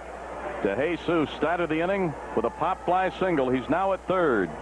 An intentional walk and a semi-intentional have loaded him. And the 1-1 to Durham. 2 balls and 1 strike. And now Milt May has called time. You remember the pitch that he threw Buckner for ball 4 he almost threw away, and that one started to take off. I think Milt May wants to have a little chat with his veteran left-hander Lavelle. 2 balls and 1 strike. You see the story. 2 outs. Morgan, Evans, May forming the quartet on the hill at Wrigley Field. Leon Durham is the man who can send everybody home happy here today after 2 frustrating losses in the first 2 games of this series. 2 balls and a strike. 2-2. Now Durham's got to be ready. He's got to really be ready to protect that strike zone and that plate. 2-2, 2 down.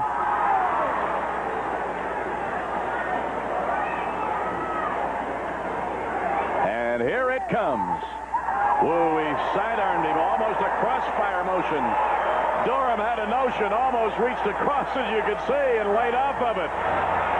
Now it's 3 balls and 2 strikes. The crowd up all the way around. 15,000 trying to sound like 30. They want Durham to do it. Fouled off. The game is still on.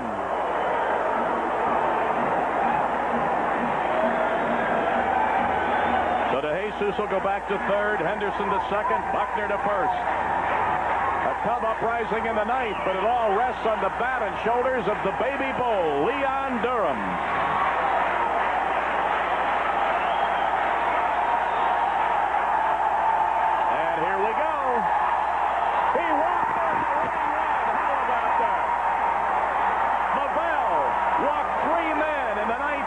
He walked in the winning run. I think he did that the other day, too, Motto. There's Lavelle leaving. So Durham gets a winning RBI, the easiest way there is to get one. A walk with the bases loaded, and the Bull is happy about it, and well, he should be. Here it is again. Let's see where that pitch was. He dropped down, sidearm again, and the ball just kept going away from him, and it was ball 4. And DeJesus, who had 3 hits today and had opened the inning with a pop fly single, crossed the plate with run number 6.